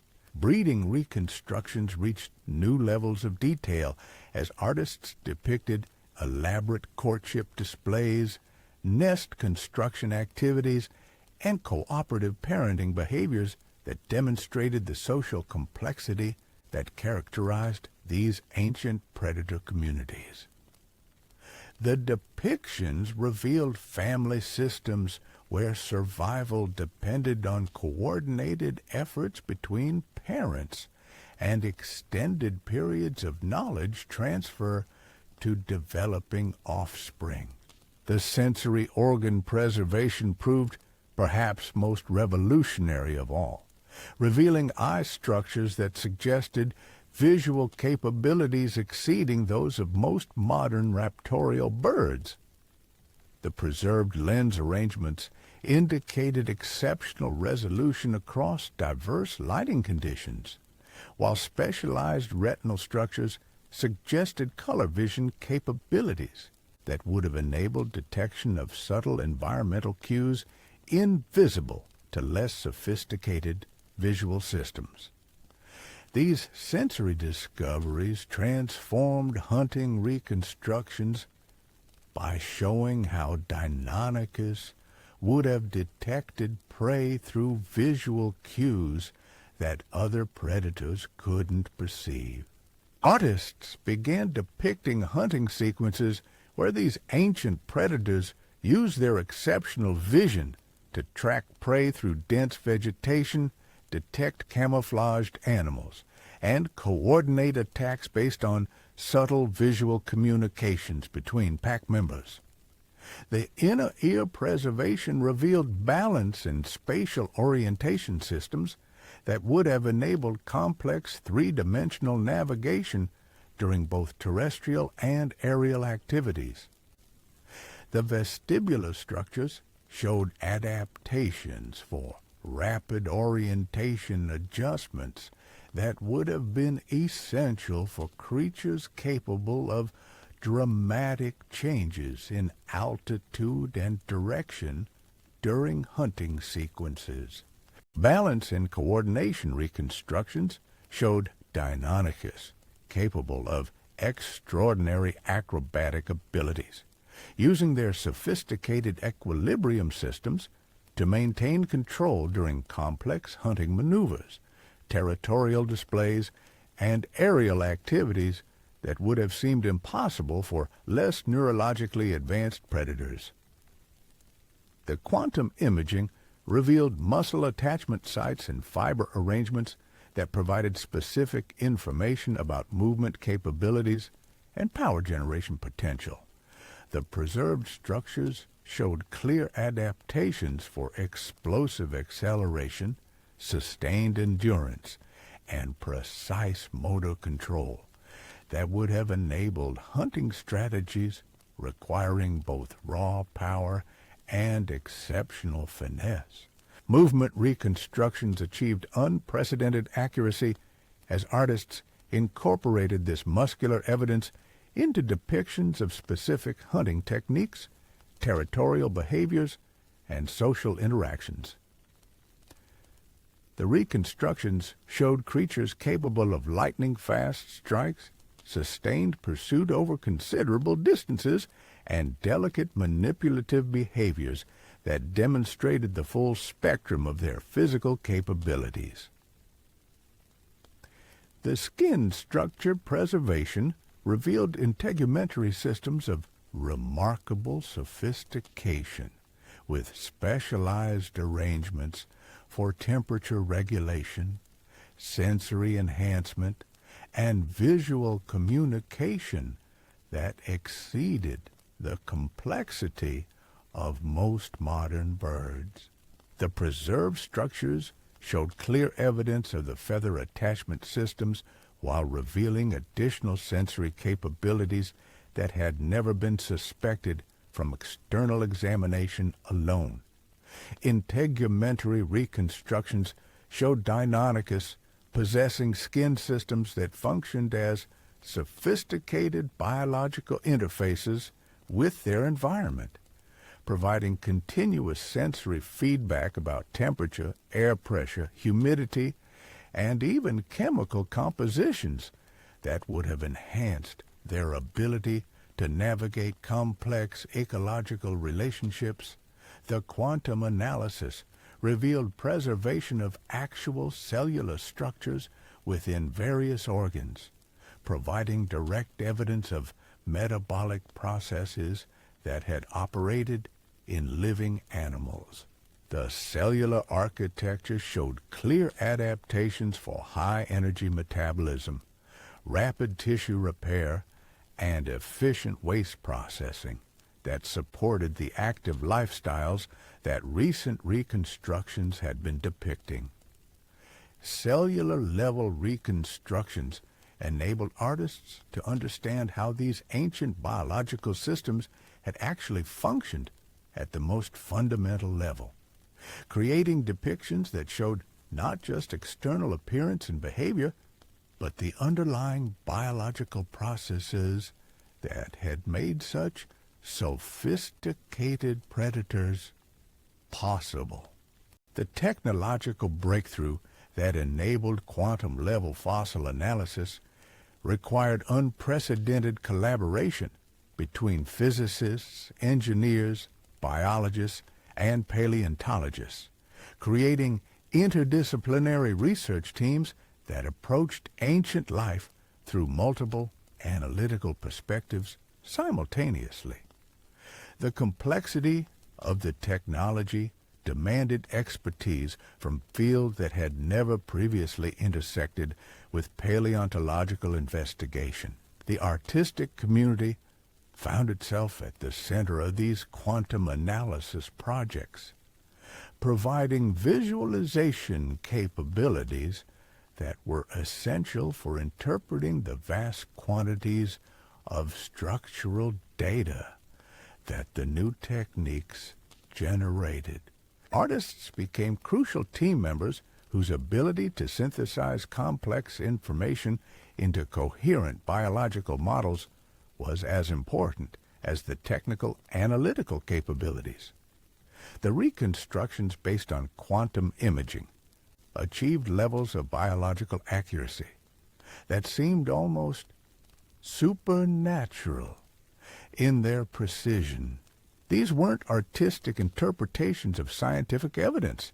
They were direct visualizations of preserved biological structures that had operated in living animals over 100 million years ago.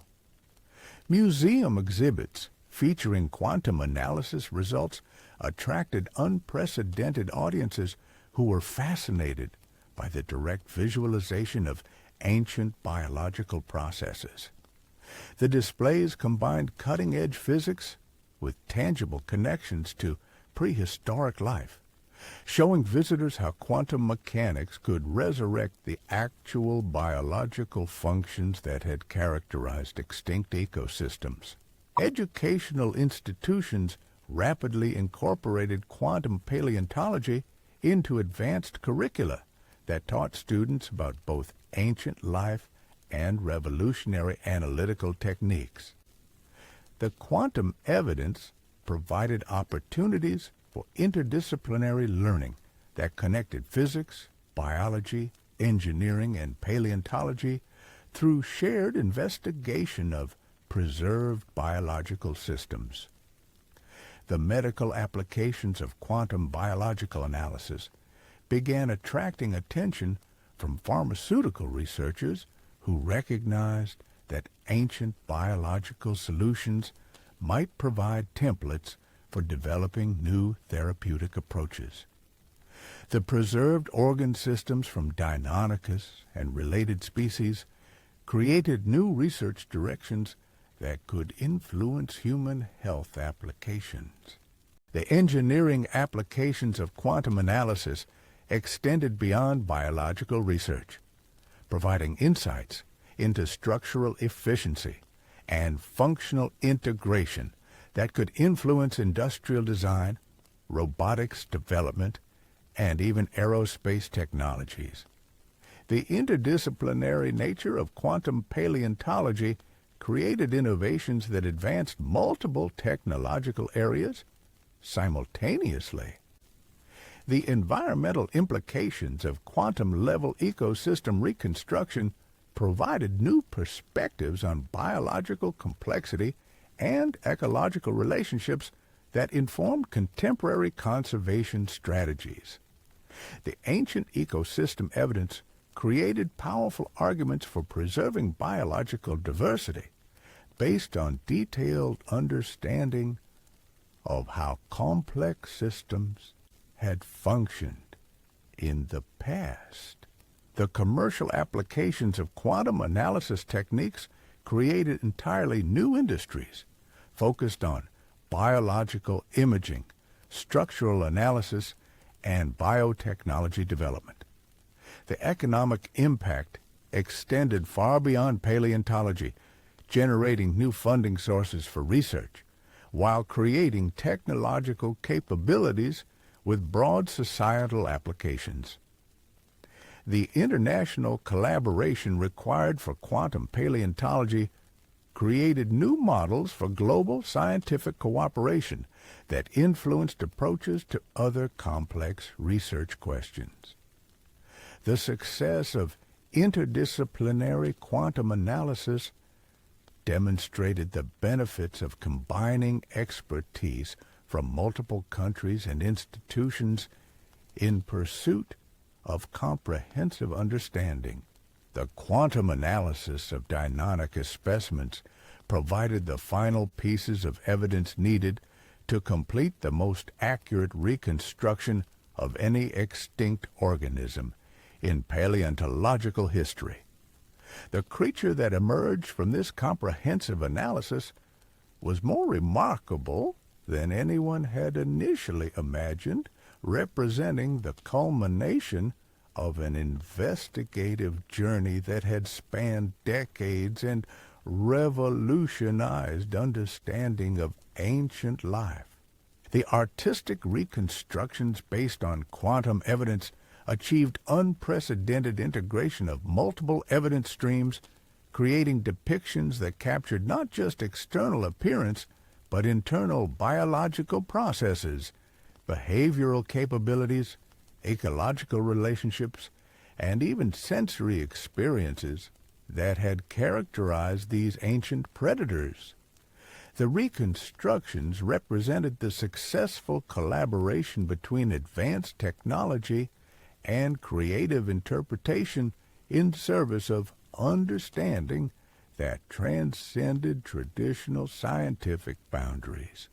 The public response to quantum-based reconstructions reflected genuine awe at the level of detail that modern science could recover from ancient specimens.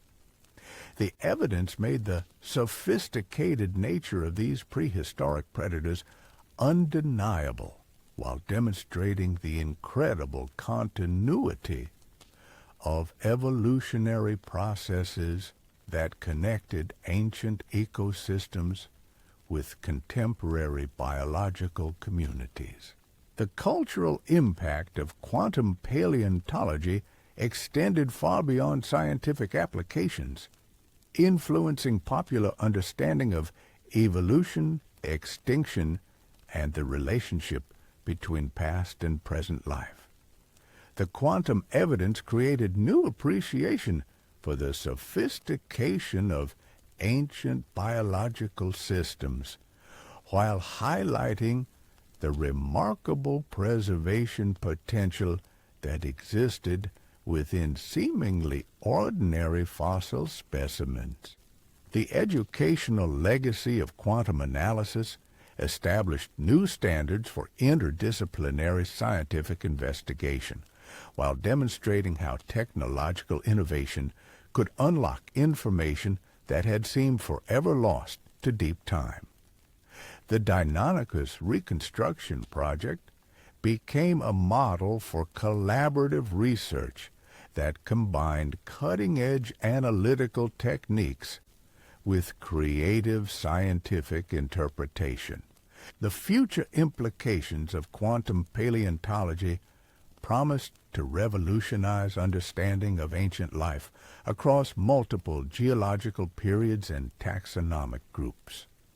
The success of quantum analysis with Deinonychus suggested that similar techniques could be applied to other extinct organisms, potentially creating a comprehensive picture of evolutionary history based on direct evidence rather than inferential reconstruction. The methodological innovations developed through quantum paleontology established new possibilities for scientific investigation that influenced research approaches across diverse fields. The collaborative frameworks, analytical techniques, and visualization methods created through ancient biological analysis found applications in medicine, engineering, environmental science, and numerous other disciplines. The story of Deinonychus reconstruction represented one of the most successful interdisciplinary collaborations in scientific history, demonstrating how technological innovation, creative interpretation, and collaborative investigation could reveal aspects of ancient life that exceeded anyone's initial expectations. The creature that had sparked the dinosaur renaissance had become a symbol of scientific possibility, showing how rigorous investigation could unlock secrets that seemed beyond the reach of traditional analytical approaches. The artistic evolution that had tracked these discoveries represented more than simply improved illustration techniques. It demonstrated the essential role of visual interpretation in scientific investigation, while establishing new standards for evidence-based reconstruction that balanced analytical rigor with creative insight. The techniques developed through Deinonychus reconstruction found applications across multiple scientific disciplines, creating new possibilities for communicating complex information through integrated visual narratives. The quantum analysis had provided the final confirmation of what decades of investigation had been suggesting. These ancient predators possessed biological sophistication that rivaled or exceeded that of modern birds while maintaining predatory capabilities that had no contemporary equivalent. The reconstructions revealed creatures that seemed to bridge the gap between ancient and modern life in ways that highlighted the incredible continuity of evolutionary innovation across geological time. But even as quantum analysis seemed to provide the ultimate resolution to questions about Deinonychus biology, new discoveries were emerging that would add yet another dimension to this remarkable story. Advanced space-based imaging systems were beginning to reveal fossil sites of unprecedented preservation quality, while new analytical techniques promised to unlock categories of biological information that even quantum analysis couldn't access. The next phase of this extraordinary investigation would reveal that the story of Deinonychus was far from complete, and that the most remarkable discoveries about these ancient predators were yet to come. The creature that had begun as mysterious bone fragments in Montana Badlands was about to reveal aspects of prehistoric life that would challenge fundamental assumptions about the capabilities and experiences of extinct organisms. The technological revolution that would provide the final insights into Deinonychus biology emerged from an entirely unexpected source. Advances in temporal analysis that had been developed for studying the formation of the universe itself. When these techniques were adapted for paleontological investigation, they revealed not just structural preservation, but actual temporal sequences of biological processes that had been frozen within fossil matrices through previously unknown preservation mechanisms. The temporal scanning revealed neural activity patterns that had been preserved at the moment of death, showing actual thought processes and sensory experiences that had characterized the final moments of individual Deinonychus specimens. The preserved neural patterns displayed cognitive complexity that exceeded even the most optimistic estimates, revealing creatures engaged in sophisticated decision-making processes, emotional responses, and social communications that demonstrated genuine intellectual capabilities. These temporal insights enabled artists to create reconstructions showing not just what these creatures had looked like or how they had behaved, but what they had actually experienced during their daily lives. The depictions revealed predators with rich inner lives, complex emotional responses, and sophisticated social relationships that had characterized their communities over 100 million years ago. The preservation of final sensory experiences provided unprecedented insights into how these ancient predators had perceived their world. The temporal analysis revealed visual, auditory, and tactile experiences that showed exactly how Deinonychus had processed environmental information, detected prey and threats, and navigated their complex ecological relationships. Sensory reconstructions based on preserved experiences achieved levels of detail that seemed almost impossible, showing how these creatures had seen colors, heard sounds, and felt textures that had characterized their prehistoric environments. The reconstructions revealed predators with sensory capabilities that exceeded modern birds while demonstrating the incredible richness of their perceptual experiences. The temporal analysis revealed social communication patterns that had been preserved during final interactions between individuals, showing actual conversation-like exchanges that demonstrated sophisticated information-sharing capabilities. The preserved communications revealed creatures engaged in complex negotiations, warning calls, and cooperative planning that indicated social intelligence approaching that of modern primates. Communication reconstructions based on preserved interactions showed Deinonychus communities maintaining information networks that enabled coordinated activities across large territories. The depictions revealed societies where individual success depended on social skills and cooperative relationships that created selection pressures for increasingly sophisticated cognitive abilities. The emotional pattern analysis provided direct evidence of the affective experiences that had characterized these ancient predators.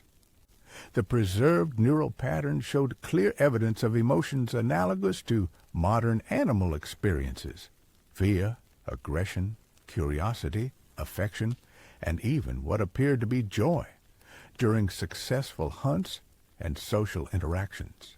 The transformation of Deinonychus from mysterious fossil fragments to fully realized prehistoric predator represents far more than just improved scientific techniques.